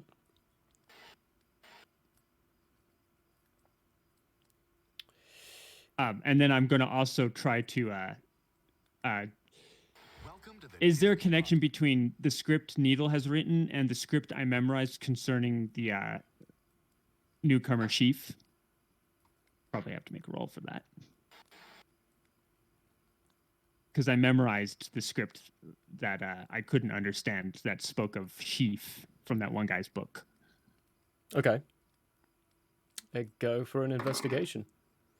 Oh, nice. Natural 20. 21 total. There is no similarities. No similarities at all. Awesome. This is new script. I don't have to memorize this one, though, because it's already written down inside a book I own. So, while you were reading that, Bremlin glances over, sees the book, and is like, he never learned how to write common. He doesn't speak, so we never bothered to teach him how to do the common here. He can understand it just fine, but he can't write it. That you're looking at, that's Old Andrean. Old Andrean. Oh, can Glorians you called it Old Andrean, but that's actually our common language. Oh, your common language over in Laban. Indeed. Can you translate this for me? And I hand him the book. He looks and is, do you mind if I... He pulls out a quill and some ink. Go for it. And he starts... It's going to take him a little time to do this. There's a few entries. But he does start translating what from Old Andrean to your common speech and common language. I'm assuming with the slight differences between the common and our common being present, so it might be a little bit to read. Very brief difference. Actually, give me an investigation check. A 10. Well, that's fine, because this DC is painfully low. There is literally no difference between your common and their common. Oh, perfect. Oh, perfect. That's a thing to put down in our brain pan. It's just the dialect, not the writing, huh? Well, Old Andrean, you don't recognize that at all. But the common that he writes down from what you're speaking, there's no difference at all.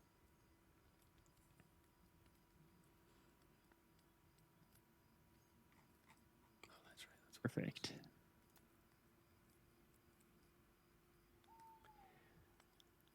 Eventually, Bremlin does go to sleep. He kind of nestles himself up against a tree and just kind of falls asleep where he's at.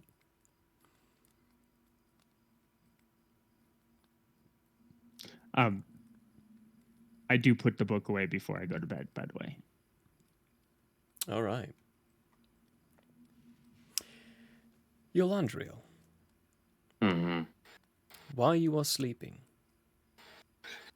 Mm. you have Your God is calling. another dream. Yep.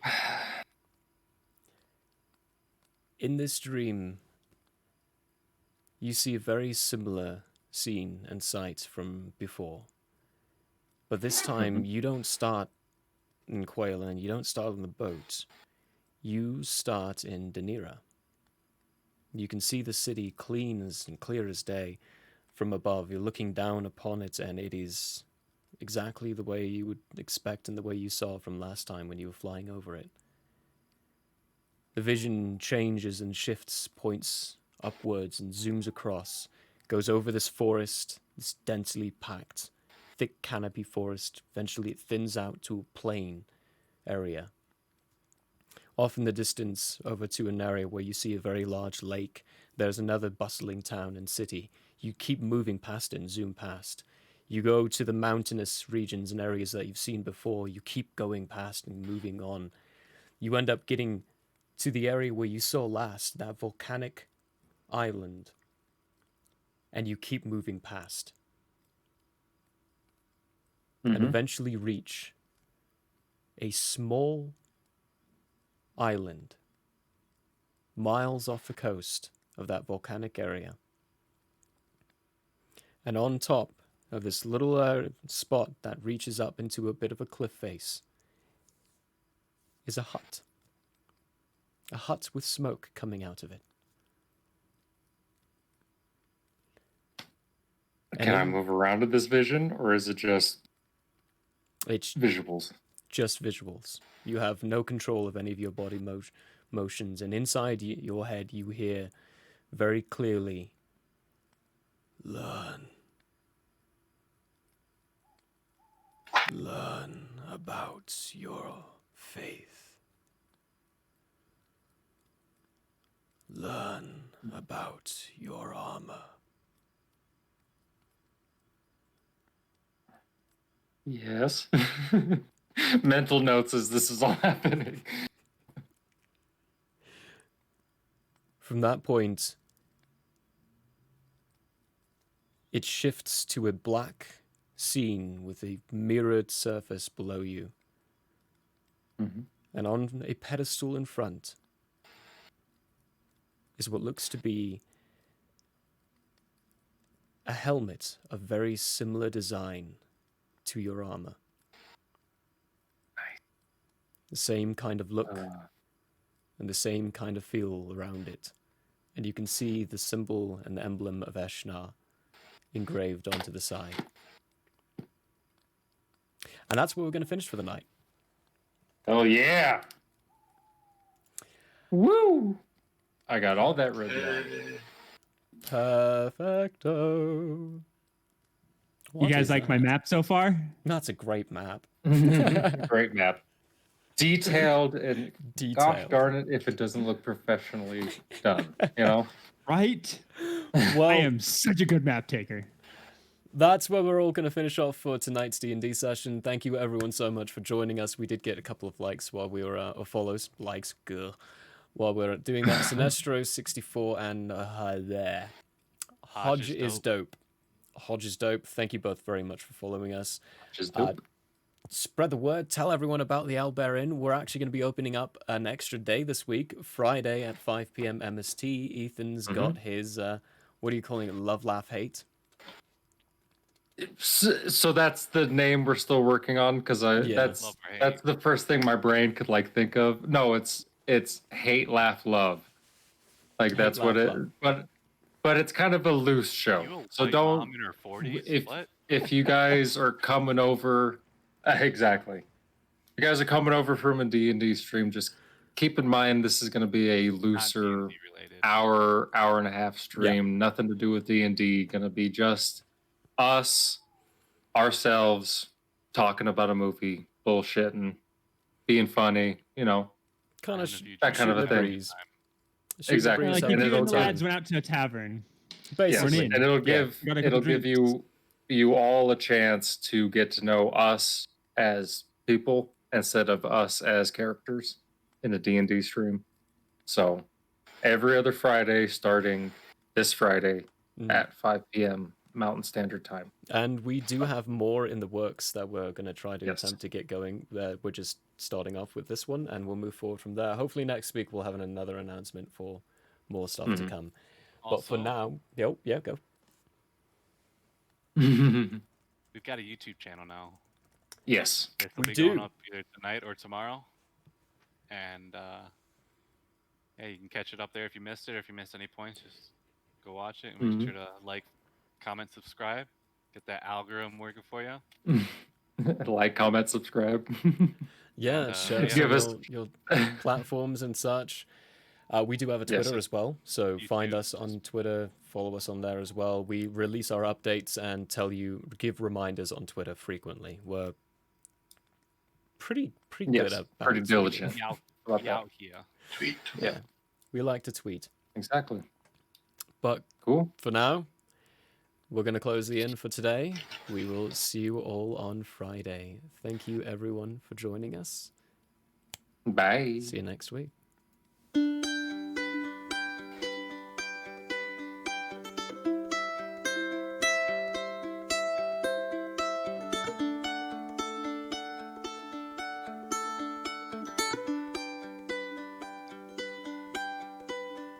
The end may have closed for now. We hope you met a friend this go around. Tired and blurry you may be. We hope your minds are full from this revelry. May